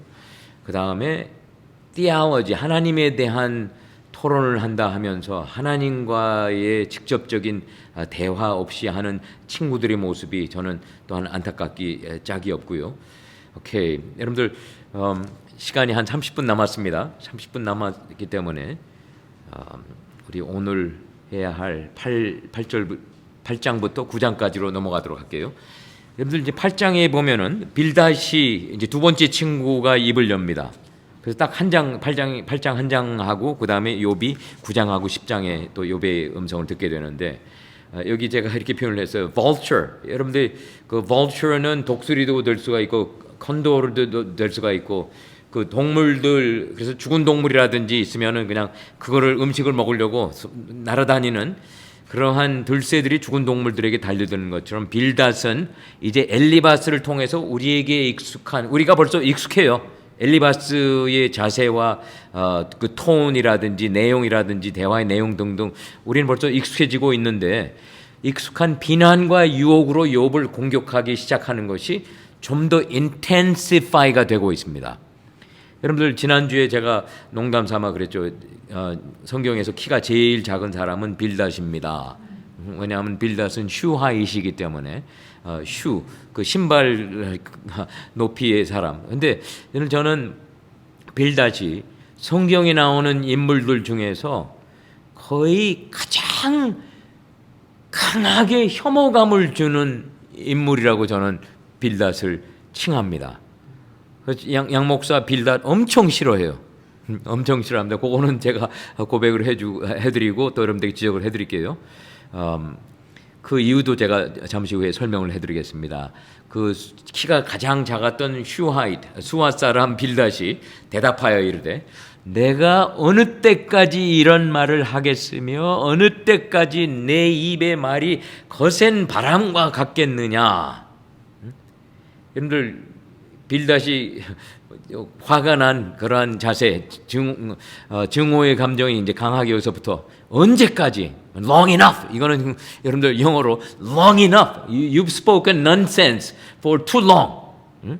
더 이상 어느 때까지 너의 입의 말이 거센 바람과 같겠느냐? 거센 바람과 같이 튀어나오는 이 거칠은 말들이 어느 때까지 계속 지속되어야 되겠느냐, 이제 이런 쪽으로 강하게 질책을 하는 거죠. 하나님이 어찌 정의를 굽게 하시겠으며, 정의를 굽게 하신다. 그러면 여러분들 정의가 밴딩 한다는 거죠. 정의가 똑골아야 되는데 그 정의를 하나님은 정의를 구부리시는 분이 아니시다. 그렇기 때문에 여러분들 그 첫 번째 라운드에 4장부터 14장까지 첫 번째 라운드의 논쟁의 주제는 하나님의 정의로우심, 그게 주제가 됩니다.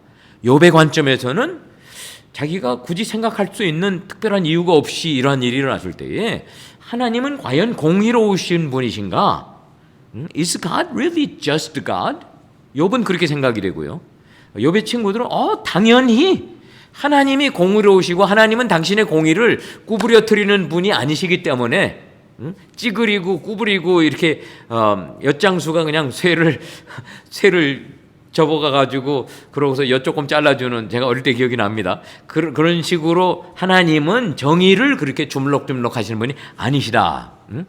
어찌 굽게 하시겠으며 전능하시니가 어찌 공의를 굽게 하시겠는가. 다시금 parallelism, 그 평행법을 통해서 강조를 하고 있어요. 하나님의 공의는 굽지 않는다.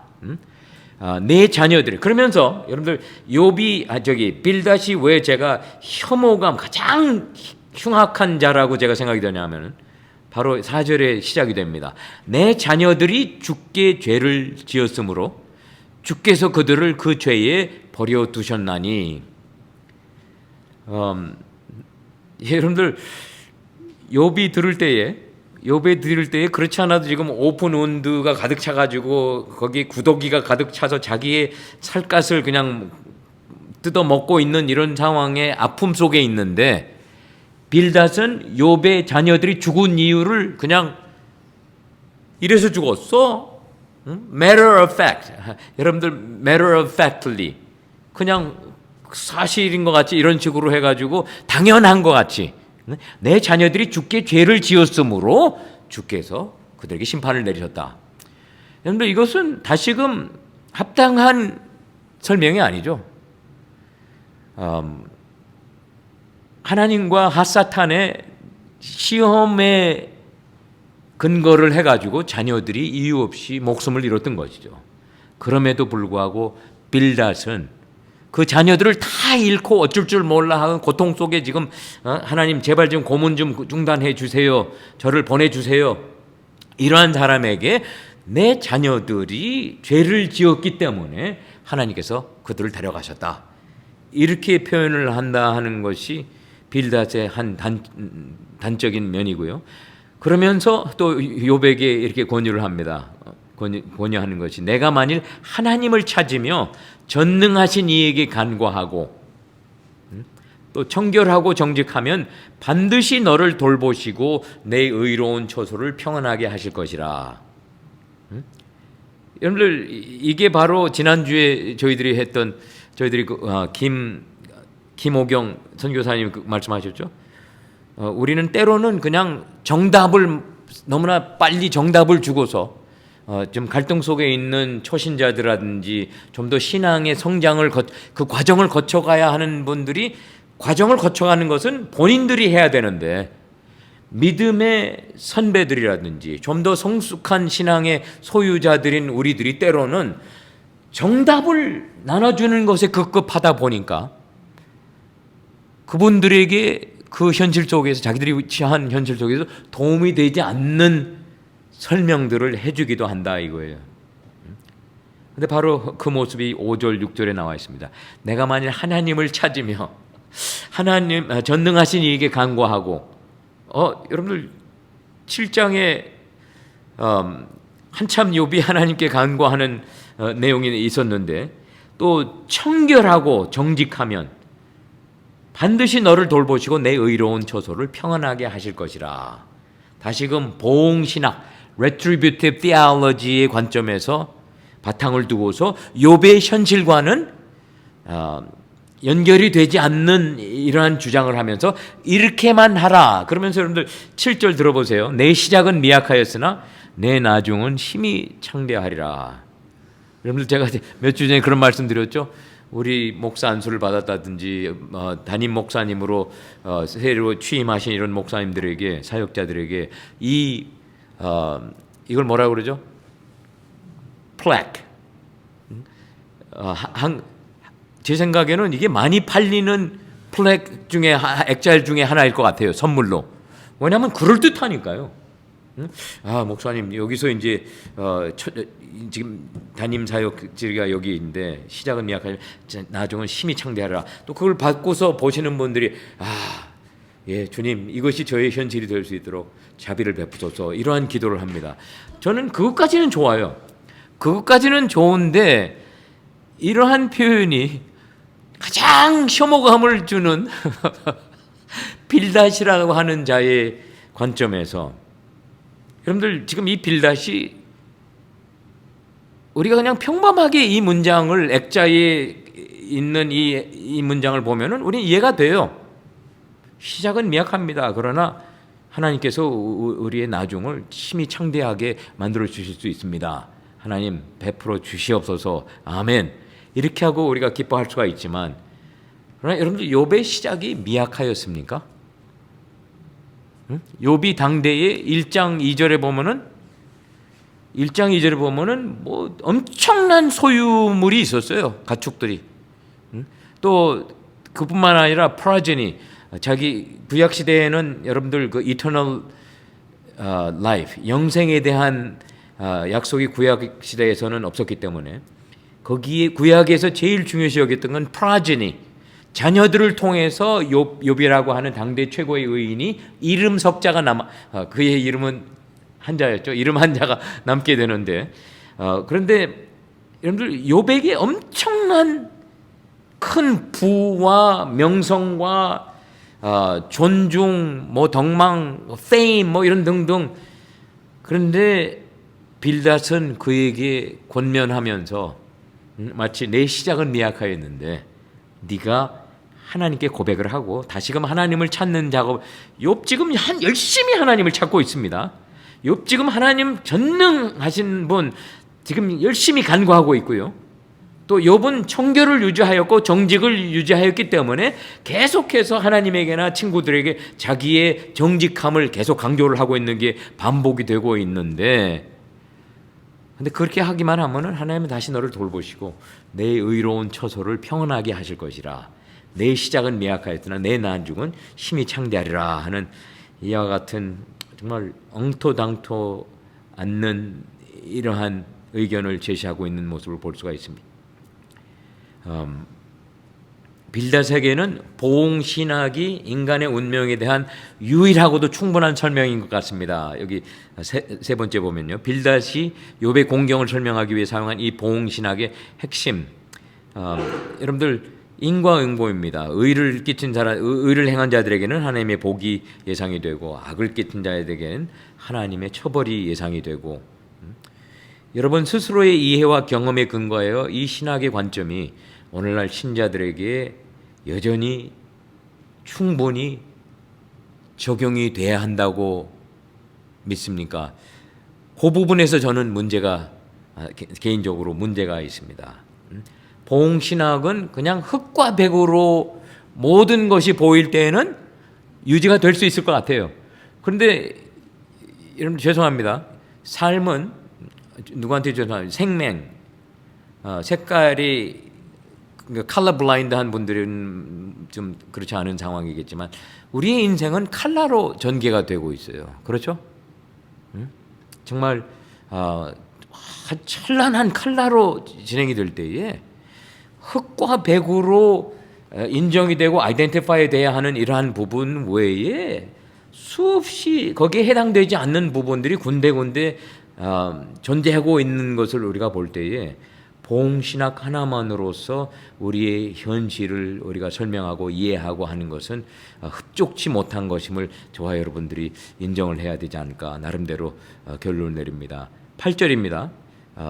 청하건대 너는 옛 시대 사람에게 물으며 조상들이 터득한 일을 배울지어다. 우리는 어제부터 있었을 뿐이라 우리는 아는 것이 없으며 세상에 있는 날이 그림자 같으니라.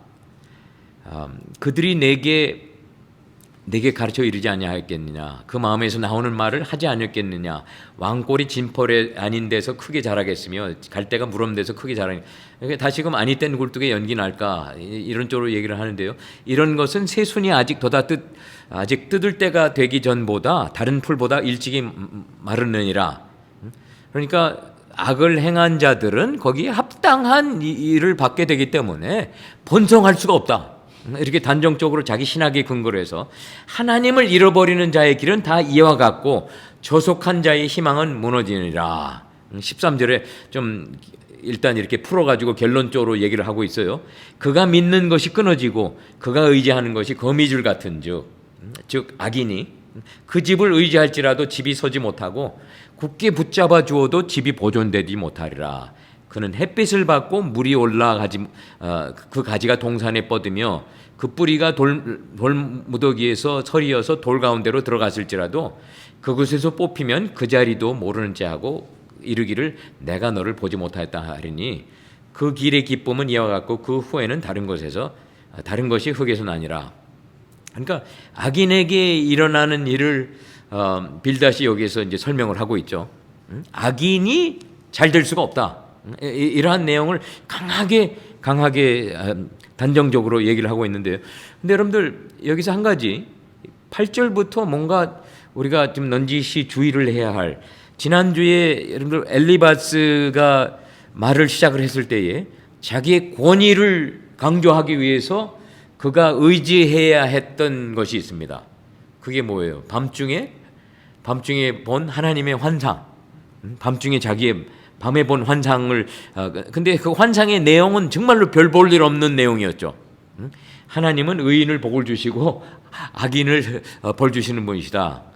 인간은 악인이다. 뭐 이런 등등의 그러니까 여기서 욥의 친구들은 자기들의 논쟁, 자기들의 말이 옳다는 것을 주장하기 위해서 뭔가 권위를 근거로 하는 것들, 권위가 있는데 엘리바스는 하나님의 특별한 계시, 내용은 별 볼 일 없었지만 하나님의 특별한 계시를 지적을 하면서 네가 내 말을 들어야 한다. 그 다음에 빌닷은 여기 8장 8절에 보니까요.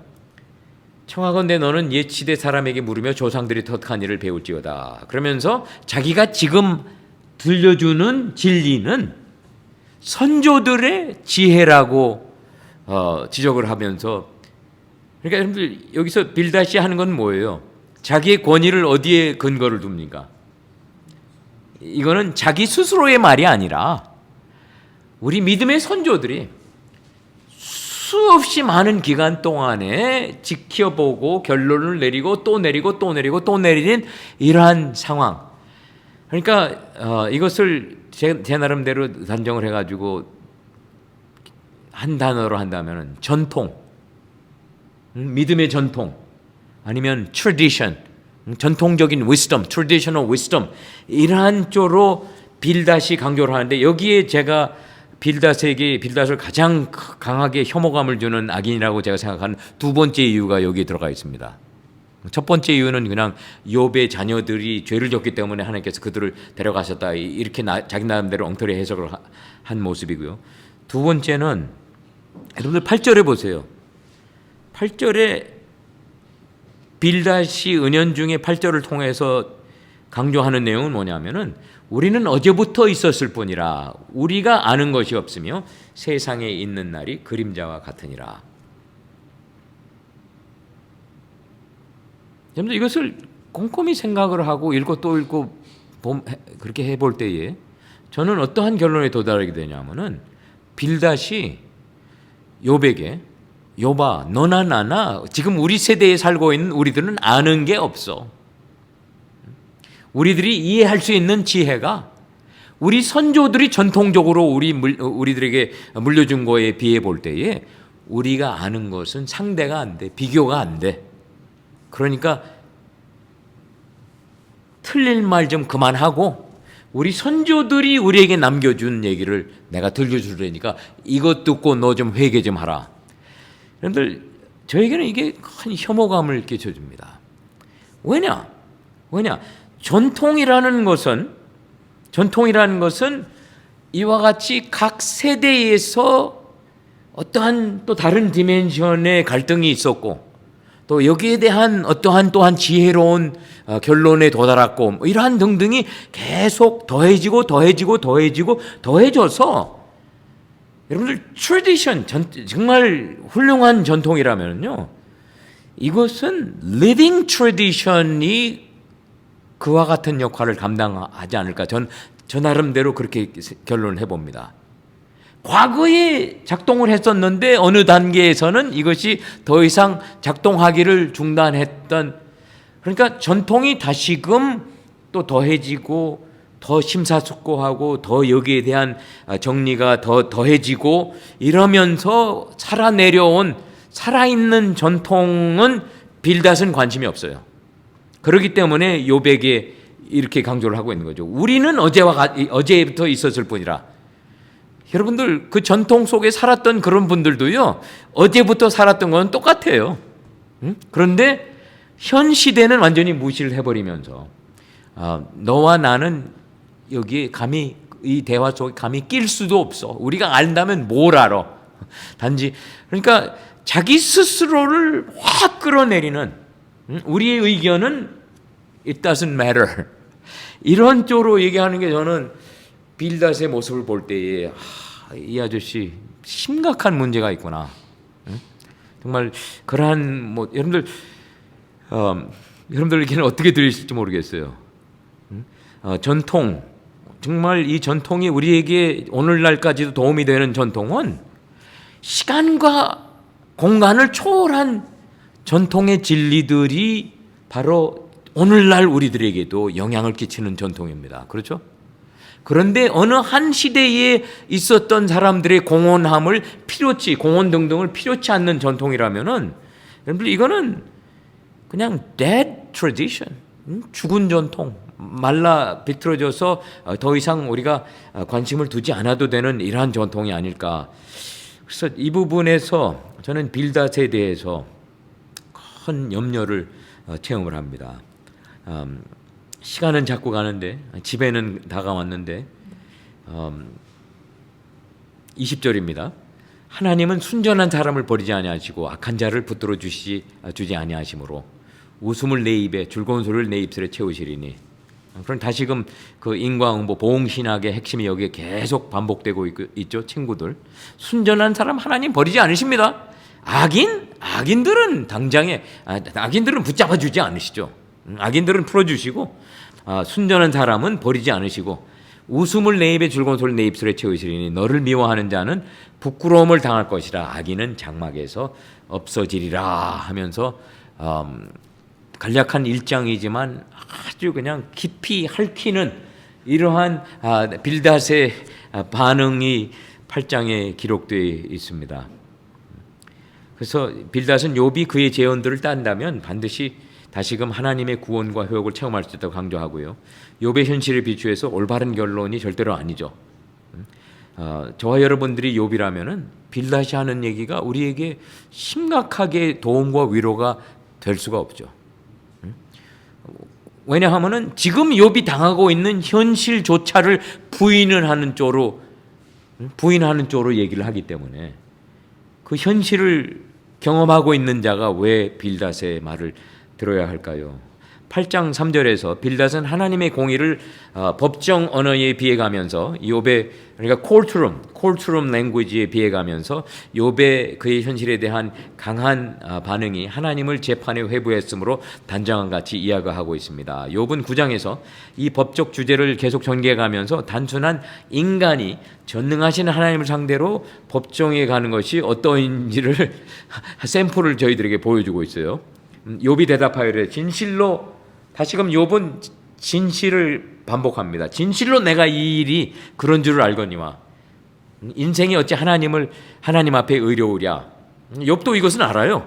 인간이 어떻게 하나님 앞에 의로울 수가 없다. 사람이 하나님께 변론을 하기를 좋아할지라도 지금 자기가 하고 있는 것 같이 하나님을 법정에 고소를 해가지고 법관에 그 재판장의 판결을 받는 이러한 그렇게 한다 하더라도 욥이 자기가 체험하는 한계를 지금 솔직하게 고백을 하고 있어요. 사람이 하나님께 변을 좋아할지라도 첫마디 한마디도 대답하지 못하리라. 인간이 아무리 완벽하게 하나님에 맞서서 변론을 한다 하더라도 그는 마음이 지혜로우시고 힘이 강하시니 그를 거슬러 스스로 완악하게 행하고도 형통할 자가 누구랴. 여러분들 여기에서 욥이 다시금 하나님에 대한 강한 비판이 여기서 쏟아지고 있습니다. 그는 마음이 지혜로우시고 힘이 강하시니 그를 거슬러 스스로 완악하게 행하고도 형통할 자가 누구이랴. 하나님은 당신을 거슬러서 여기서는 아직은 그 악한 행위를 한 사람들이 하나님 앞에서는 찬스가 없음을 욥도 이해하는 것을 얘기를 하고요. 그가 진노하심으로 산을 무너뜨리시며 옮기실지라도 산이 깨닫지 못하며 그가 땅을 그 자리에서 움직이시니 그 기둥들이 흔들리로다. 그가 해를 명령하여 뜨지 못하게 하시며 별들을 가두시도다. 여러분들 여기서는 하나님의 전능하심을 욥이 강조를 하고 있어요. 이 부분에서는 아마 욥의 친구들도 아멘 하고 들었을 것 같아요. 왜냐하면 하나님의 오묘막측한 전능하심을 욥이 인정하는 이러한 내용들, 그러한 하나님과 욥은 겨뤄서 이길 수 있는 인간이 없다는 쪽으로 이제 이야기를 끌어나가고 있습니다. 그가 홀로 하늘을 펴시며 8절입니다. 9장 바다 물결을 밟으시며 북두성과 삼성과 묘성과 남방의 밀실을 만드셨으며 측량할 수 없는 큰 일을 셀 수 없는 기이한 일을 행하시니라. 다시 신묘막측하신 하나님의 전지전능하심을 욥이 인정을 하고 있어요. 그가 내 앞으로 지나시나 내가 보지 못하며 그가 내 앞에서 움직이시나 내가 깨닫지 못하니라. 욥이 솔직한 고백을 합니다. 자기는 인간이기 때문에 하나님이 아니기 때문에 자기는 제한된 모습, 하나님이 왔다 갔다 하시더라도 자기에게는 보이지 않는 또 감지하지 못하는 이러한 현실을 솔직히 이야기를 하고 있고요. 하나님이 빼앗으시면 누가 막을 수 있으며 무엇을 하시나이까 하고 누가 물을 수 있으랴. 하나님이 진노를 돌이키지 아니하시나니 라합을 돕는 자들이 그 밑에 굴복하겠거든. 하물며 내가 감히 대답하겠느냐. 그 앞에서 무슨 말을 택하랴. 그러면서 욥이 자기의 현실을 솔직하게 얘기를 하고 있어요. 가령 내가 의로울지라도 하나님이 나에게 질문을 던지실 때에는 내가 대답하지 못하겠고, 하나님께서 내가 의롭지만 하나님께서 나를 심판하실 그에게 그저 간구는 할 수 있을 뿐이지만, 가령 내가 그를 부름으로 그가 내게 대답하셨을지라도 내 음성을 들으셨다고는 내가 믿지 아니하니라. 이거는 자기의 경험 속에서 나오는 고백입니다. 그렇죠? 하나님께 울부짖음을 하고 그러는데도 당신의 잠잠하심은 계속 유지가 되고 있기 때문에 그가 폭풍으로 나를 치시고 까닭없이 내 상처를 깊게 하시며, 다시금 노골적으로 하나님을 책망하는 고백이 나옵니다.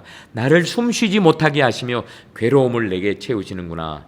힘으로 말하면 그가 강하시고 심판으로 말하면 누가 그를 소환하겠느냐. 감히 당신을 맞서가지고 하나님 그만하세요, 하실 만큼 다 하셨습니다. 이렇게 말할 수 있는 인간이 없음을 욥이 솔직하게 인정을 하고 있고요. 가령 내가 의로울지라도, 다시금 20절에 hypothetically speaking, 이제는 가령 내가 의로울지라도, 욥은 의로워요. 그런데 여기가 자기가 다시금 욥이 자기를 의롭지 않다고 의심을 하는 쪽으로 얘기를 이끌어가는 것이 아니라, 만약에 하나님은 너무나 엄청나게 강하신 분이시고 인간이 어떻게 이래라 저래라 말씀을 드릴 수 있는 위치에 있는 분이 아니시기 때문에 내가 아무리 의롭다 할지라도 내 입이 나를 정죄하지, 가령 내가 온전할지라도 나를 하나님께서는 정죄하시리라. 그냥 어느 정도 욥은 단념을 한 그러한 모습과 같이 욥의 음성이 들려집니다. 나는 온전하다마는 내가 나를 돌아보지 아니하고 내 생명을 천히 여기는구나. 이 일이 다 같은 것이라. 그러므로 난 말하기를 하나님이 온전한 자나 악한 자나 멸망시킨다 하나니 갑자기 재난을 잡혀 죽을지라도 무죄한 자의 절망도 그가 비웃으시리라. 그러니까 여러분들 여기서는 22절 9장 22절 23절에서는요 욥이 뭔가 새로운 관점을 저와 여러분들에게 제시를 하고 있는 거예요. 그렇죠? 자기에게 아무런 까닭 없이 고통과 책망과 뭐 이런 등등이 계속 일어났어요. 또 지금 그 속에 갇혀 있습니다. 그랬을 때의 욥이 새롭게 내려보는 결론은 하나님이 온전한 자나 악한 자나 멸망시키신다. 욥의 관점에서는 그렇게 이러한 결론을 내릴 수가 있어요. 그렇죠? 자기는 악을 행하지가 않았는데 자기에게 이런 일이 일어났을 때에 욥은 체험적인 관점에서 이러한 고백을 할 수가 있는 거죠. 갑자기 재난이 닥쳐 죽을지라도 무죄한 자의 절망도 그가 비웃으시라. 마치 자기에게 일어나고 있는 것과 같이 욥은 자기의 체험의 관점에서 이와 같이 세상이 악인의 손에 넘어갔고 재판관의 얼굴도 가려졌나니 그렇게 되게 한 이가 그가 아니시면 누구냐. 여러분들 이 부분에 욥의 그 비난적인 이러한 얘기가 우리에게 좀 부담스럽게 들릴 수가 있는데, 그러나 욥의 현실의 체험 속에서는 욥만은 유일하게 이러한 결론을 내릴 수 있는 위치에 있지 않을까. 욥이나 또 욥과 같은 그러한 경험의 체험자들, 그러면서도 신앙을 유지하는 이러한 분들이라면은 이와 같이 하나님은 반드시 의로운 자를 보호하시고 악인을 처벌하시고 그렇지가 않고 의로운 자나 악인이나 구분하지 않으시고 다 벌을 내리시는 이러한 분인 것 같이 나에게는 나는 내 가슴 속에는 접하게 됩니다. 9장 25절에 나의 날이 경주자보다 빨리 사라져버리니, 그러니까 레이스 달리기 하는 러너보다 더 빨리 사라져버리니 복을 볼 수가 없구나. 이제 자기가 복을 경험하지 못하는 이런 날들의 반복, 그 지나가는 것이 빠른 배 같고 먹이에 날아내리는 독수리와 같이 빨리 지나간다 이거예요. 복은 접하지 못하는데 가령 내가 말하길 내 불평을 잊고 얼굴빛을 고쳐 즐거운 모양을 하자 할지라도, 이거는 다시금 욥이 희망하는 내용이 여기에 들어가 있죠. 내가 불평을 잊고 얼굴빛을 고쳐 즐거운 모양을 하자. 그걸 한 번이라도 다시 경험을 해봤으면 하는데 그러한 현실은 벌어지지 않는다 이거. 내 모든 고통을 두려워하오니 주께서 나를 죄 없다고 여기지 아니하신 줄을 아나이다. 내가 정죄하심을 당할진대 어찌 헛되이 수고하리이까. 여러분들 다시금 욥이 하나님께 관점을 돌려가지고 하는 기도입니다. 내가 눈 녹은 물로 몸을 씻고 잿물로 손을 깨끗하게 할지라도 주께서 나를 개천에 빠지게 하시나니. 아무리 자기 나름대로 정결함을 유지한다고 노력을 해봤는데 이제는 자기를 더럽게 밀어붙이시는 분이 하나님 당신이라. 오마이리 아우샤다이. 내 옷이라도 나를 싫어하는 현실이 되어버렸습니다. 하나님은 나처럼 사람이 아니신즉 내가 그에게 대답할 수 없으며 함께 들어가 재판을 할 수도 없고 우리 사이에 손을 얹을 판결자도 없구나. 욥이 여기서 갈망하는 것은요, 누군가가 하나님의 그 강한 억눌름의 손길을 한순간 좀 드러내버리고 욥의 하손이라도 들어줄 수 있게끔 해줄 수 있는 재판장을 욥이 원하는 이러한 모습을 이 부분에서 우리가 볼 수가 있고요. 주께서 그의 막대기를 내게서 떠나게 하시고 그의 위엄이 나를 두렵게 하지 아니하시기를 원하노라. 그러하시면 내가 두려움 없이 말하리라. 나는 본래 그렇게 할 수 있는 자가 아니니라. 다시금 자기의 의로운 관점에서 의아스러워하는 내용 등등이 여기서 강하게 증폭돼서 나오고 있습니다. 여러분들 10장 저희들이 다음 주에 이번에도 조금 놓치면 10장 다음 주에 우리가 시작을 하도록 하고요. 오늘 또 우리가 많은 내용을 그냥 빠른 시간 안에 지나왔는데요. 여러분들 What are you hearing? 무엇이 여러분들 가슴에 와닿았고 또 욥의 갈등이라든지 욥의 친구들의 자세와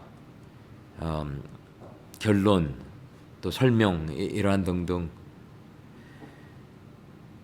예, 우리 김희민 전사님. 저는 조금 궁금한 게 전에 저희 아주 초반에 했었을 때 이제 욥이 처음에 고난을 받을 때 욥 아내가 욥한테 차라리 하나님 욕하고 죽어버리라고 했잖아요. 그때 욥이 분명히 아내한테는 당신이 하는 말이 어리석은 여인의 말 같다고 했으면서도 뒤돌아서 친구들이랑 대화할 때는 또 하나님을 실컷 욕하는 모습을 볼 때 그럼 욥의 아내가 의도했던 그리고 말했던 하나님을 욕하고 죽어버려라 라고 하는 그 뉘앙스랑 욥이 지금 하나님께 투정하고 하나님을 진짜 막 경멸하듯이 말하고 이거랑은 뉘앙스가 그러면 다른 건가요? 예를 들어서 욥의 아내는 하나님을 떠나서 그냥 죽어버려라 이렇게 말하는 거라면 욥은 지금 하나님을 떠나지 않고 계속 하나님을 찾고 있으니까 이거는 뭐 좀 다른 거라든지. 저는 그 구분을 둬야 될 것 같아요. 욥의 아내의 얘기는 당신이 이렇게 이러한 고통 속에서 이렇게 어려운 고통 속에서 생명을 연명하기보다는 차라리 그냥 당신 하나님을 저주하고 하나님의 치임을 받으셔가지고 여기서 끝장을 내세요. 저는 욥의 아내의 얘기는 그렇게 제가 이해가 됩니다. 근데 여기에서 욥이 고백하는 어떻게 보면은 욥의 아내의 말과 같은 표현이 나오죠. 하나님을 책망을 하고. 그런데 저는 그것이 욥이 예 하나님 제가 노골적으로 당신을 비판하니까 저를 죽여주세요. 그러한 욥의 아내의 뉘앙스와 같은 위치에서 나온다기보다는 다시금 자기의 고통이 너무나 엄청날 때에 욥이 한 가지 원하는 것은 한순간만이라도 하나님 저를 억누르시는 순간이 그 짐을 좀 걷어주신다면은 제가 침이라도 한번 삼키고 제가 한번 웃음이라도 한순간 다른 경험이네? 이럴 텐데 왜 저에게 끊임없는 고통이 계속되고 있습니까? 왜 저에게 계속해서 독화살을 쏘는 작업이 계속되고 있습니까? 이러시다면 저는 차라리 그냥 저를 완전히 끝을 내주세요. 그러니까 욥의 고백 속에서는 욥이 당하고 있는 고통의 심각성 그렇기 때문에 욥이 차라리 이렇게 살기보다는 이것이 좀 중단되었으면 하는 그렇다면은 이거는 저도 인정을 해요. 욥의 아내 얘기나 이건 머리카락을 반을 가르는 것 같이 들 수가 있는데 그러나 여기에서 제가 다시금 욥의 아내를 우리가 섣불리 단정을 해가지고 욥의 아내는 사탄의 앞잡이입니다. 악한 여인입니다. 그래서 어떤 목사님도 그렇게 설교를 하십니다. 욥의 아내도 사탄의 앞잡이였지만 그러나 엘리바스, 빌닷, 그 다음에 소발 이 친구들도 사탄의 앞잡이의 역할을 잘했기 때문에 사탄이 2장 후에는 사탄이 안 나왔다. 이렇게 설명을 하시는 설교가들도 있고 그런데 여러분들 욥의 안에 그렇게 심하게 기독교 전통에서 그냥 악인으로 몰아제끼는 것은 이거는 필요치 않는 필요 아닐까. 필요치 않은 필요. 그 다음에요, 여러분들, 제가 오늘도 또 제 제자하고 스피리추얼 멘토링 하는 제자가 있어요. 그런데 이 친구가 저한테 심각한 질문을 합니다. 자기의 연약함을 하나님 앞에 인정하는 것은 잘하는데 사람들 앞에서 그걸 인정하는 것은 못한다 이거예요. 이 학생은 중국 여학생입니다. 타이완에서 이제 줌으로 제가 매번 한 달에 한 번씩 하는데 그럴 때에 제가 저희의 경험을 쭉 풀어가지고 이제 설명을 해주면서 궁극적으로는 뭐라고 그랬냐면은 내가 설명해 준 것을 네가 하루 아침에 모범 정답과 같은 식으로 해가지고 시도를 하지 말아라. 응? 이거는 네가 네 나름대로 너의 연약함을 가령 아내 앞에서 나의 연약함이 노출되는 것이 두려워하지 않고 또 그 서클이 늘어나야 되는데 궁극적으로는 양 교수가 얘기를 했다고 그래가지고 나도 내일부터 Hey, hello everybody, look how shameful I am. 내가 나에게 이런 창피가 있는 것을 어제 우리 교수님이 나에게 도전을 해주셔가지고 내가 여러분들에게 고백을 하기 시작을 했습니다. 이건 내가 완전히 자유를 얻었습니다. 이제 짐을 덜어버렸습니다. 여러분들 제가 여기서 왜 이런 말씀을 꺼냈는지 제가 이해가 안 가요. 제 나름대로. 근데 그 연관성이 어디에 있어야 된다고 생각을 하냐면요. 우리가 남의 얘기를 들었을 때에 이게 그럴듯하다.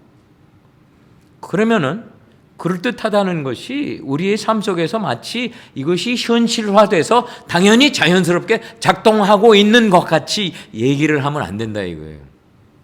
저는 그렇게 생각이 돼요. 우리들도 그거를 시도는 해보되 어느 정도 이것이 나의 것으로 만들어져 가면서 짐이 지속되면서 비로소 여러분들 우리 그 트랜스페런시의 서클이 늘어나야 됩니다. 여러분들 제가 과거에 기독교 윤리학 교수님이 자기는 capital punishment 사형제를 믿지 않는다고 그런 말씀을 하세요. 그래가지고 제가 신학교 윤리학 교수님이 그런 말씀을 드리니까 저도 그냥 이상적으로 생각을 해가지고 나도 I am against capital punishment. 그랬는데 제가 그때 학교 다닐 때 머린 카운티에서 라미레즈라고 하는 어떤 사람이 어린아이를 납치해가지고 그냥 혹독한 일을 하고 죽이고 그래서 나중에 잡혔습니다. 딱 잡혔을 때 제 입에서 무슨 얘기가 나온지 아십니까? I don't believe in, I'm no longer against the capital punishment. 나는 더 이상 사형제 반대하는 것을 나는 원치 않는다. 쉽게 또 이게 다시 넘어가 버렸어요. 그런 일을 제가 여러 번 했습니다. 그런데 어느 날 저는 다시금 과거 교수님이 말씀하셨던 그거를 좀 더 적극적으로 받아들이고 제 관점에서 이제는 흔들리지 않는 이러한 모습을 도달하게 되는 과정을 거쳐가면서 여러분들 신학적인 관점을 우리가 신학적인 관점으로 쉽게 얘기하는 것은 that's the one thing. 그건 그렇게 할 수가 있어요. 그렇지만 신학적인 관점을 설명을 하면서 마치 우리가 권위자이고 그렇기 때문에 나의 말을 들으시오. 이렇게 한다면은 조금 이렇게 위선적인 요소가 있지 않을까.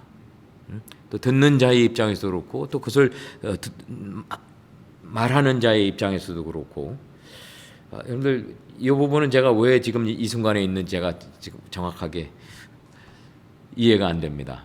제가 혼동이 됩니다. 또 다른 분들은요. 오늘 시간 많이 갔습니다. 죄송합니다. 어떠한 점들이 우리 유민 전수님 항상 좋은 질문 해주시고 예. 불평조도 있고 말의 툴은 불평조인데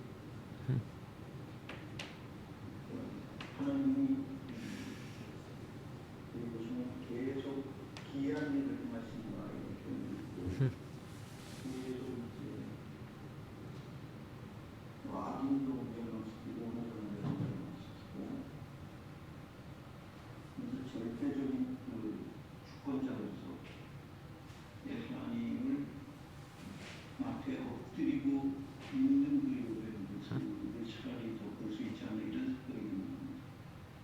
그거는 또 다시금 정확하게 짚고 계시다고 제가 확신합니다. 여러분들 욥이 어떻게 보면 갈팡질팡 얘기를 하는 것 같기도 해요. 자기의 위치에서 고통이 너무 심하고 또 하나님에 대한 실망도 너무나 강하고 이러다 보니까 욥의 입에서 나올 말 안 나와야 할 말이 다 나오는 것 같이 들려지지만 궁극적으로는 욥이 42장 1절부터 6절까지 해서 다시금 하나님의 주권 밑으로 들어오는 것을 분명히 고백을 하는 모습을 우리에게 보여줄 때에 여기에서 우리가 접하는 욥의 고백 속에서 우리가 접해야 되는 것은 지금 욥이 프로세싱을 하고 있는 거예요. 자기가 엄청난 일이 일어났는데 이 일이 일어났을 때에 자기가 나름대로 이해를 하려고 하는데 이것이 그냥 나에게 엄청나게 더 큰 번뇌를 끼치는 이거 힘들어 죽겠구나. 그러면서도 욥은 그걸 하고 있어요. 여기에서 그래서 욥의 입에서 나오는 대화들은 저와 여러분들이 theological reflection에 욥의 친구들은 해서는 안 될 example들을 잔뜩 저희들에게 보여주고 있는 반면에 욥은 적극적으로 자기 스스로가 자기의 현실에 일어난 일들에 비추어서 하나님을 좀 더 이해를 하려고 애를 쓰는, 그리하여 이러한 작업이 계속 한 장 한 장 연결이 되어 갔을 때 궁극적으로는 하나님의 38장부터 41장까지 디바인 스피치스 두 번의 연설을 들은 후에 욥은 다시금 Sovereign Lord 제대로 이해도 못하면서 제가 입을 열었습니다 이러면서 Submit and Surrender 하는 이러한 포스처를 취하는 것이 궁극적으로는 종착역에 다다드는 과정 속에서 이러한 일이 일어나야 된다 이거죠. 그래서 여러분들 욥의 이야기들은 저와 여러분들이 새겨서 들어야 됩니다. 새겨 들으면서 욥도 이렇게 갈등이 심했구나. 그렇다면 나도 그냥 모범정답만을 의지해가지고, 여러분들 모범정답이 지난번에 김호경 선교사님 그 말씀 너무나 정확했어요. 궁극적으로는 선배들이 주신 모범정답이 답으로 드러난다 이거예요. 기도하라. 이럴 때는 기도 더 많이 한다. 그렇지만 그것을 거쳐가는 과정 속에 있는 사람들은 모범 정답이 딱 자기에게 던져지고 그것보다는 자기들이 지금 겪고 있는 안타까움, 어려움 이러한 등등을 좀 선배나 이러한 분들이 공감을 하면서 또 위로를 해주는 그러한 모습이 더 중요하지 않을까, 정답보다는. 여러분들 욥의 독백 속에서, 욥의 하나님께 드리는 기도 속에서 어떻게 보면 갈팡질팡하는 것 같기도 하고 하나님을 원망하고 그런 것 같기도 하지만, 그러나 욥은 계속 하나님을 향한 움직임이 유지가 되기 때문에 궁극적으로는 하나님에게서 욥은 나에 대해서 올바르게 말한 자라, 하나님이 욥의 손을 들어주시는 이러한 모습을 우리가 볼 수가 있습니다. 오케이. 저도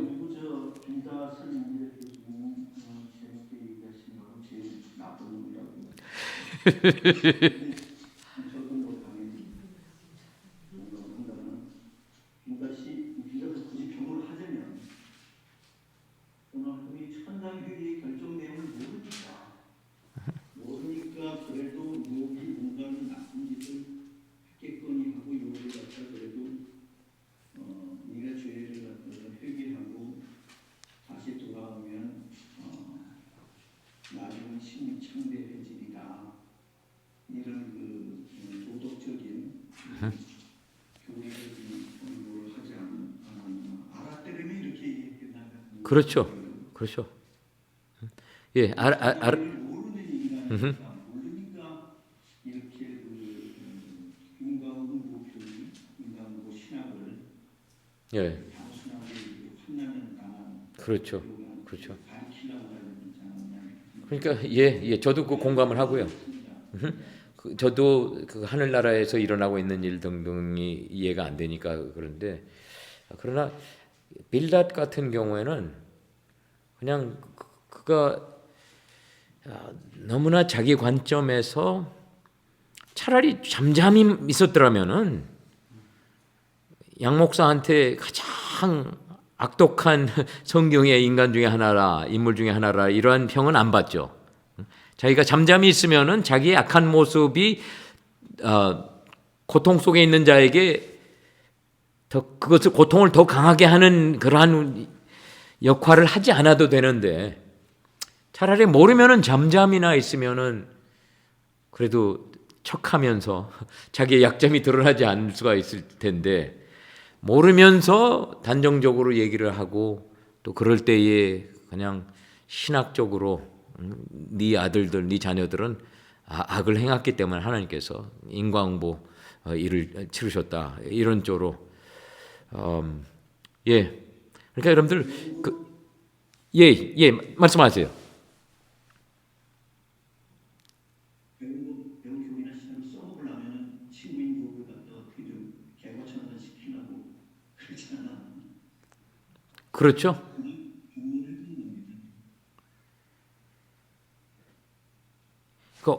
개과천사 바로 앞에 부분에만 다시 한번 말씀해 주세요. 거기 브레이크가 돼가지고. 이제 신학이나 교리를 배우면 아무 써먹고 싶지 않아요. 예, 그렇죠. 근데 그렇죠. 이렇게 어마어마한 하나님의 요한테 한번 써먹으면서 그걸 통해서 가르치면서 이제 욕을 개과천선시키고 그런 약간 교만한 그런 생각이 있었지 않았나. 예, 그렇지만 그래도 좋게 보면은 그래도 여기 약간 좀 어떻게 구제해 보려는 그렇죠. 예, 교리를 좀 남용해서 문제지 그래도 구제해 보려는 생각은 있었을 수도 있겠다. 그거는 저도 그렇게 같이 공감하고요. 요백의 온 목적이 분명했기 때문에 자기들 나름대로 자기들 위치에서 최선을 다하는데, 그러나 아무리 신학적으로 맞는 말들도 현실에 그게 합당치 않는다면은 도움이 될 수 없듯이 욥의 친구들은 특히 자기들 나름대로 주장하는 신학적인 올바른 평가나 해석이나 이러한 등등이 욥의 현실하고는 너무나 동떨어진 그러한 위치에서 저희들에게 엄청난 경각심을 끼쳐주는 것 같습니다. 우리 스크린에 보여지는 우리 어린아이들 얼굴 모습이 나오는데요. 반갑습니다. 예. 인사도 잘하네. 오케이, thank you.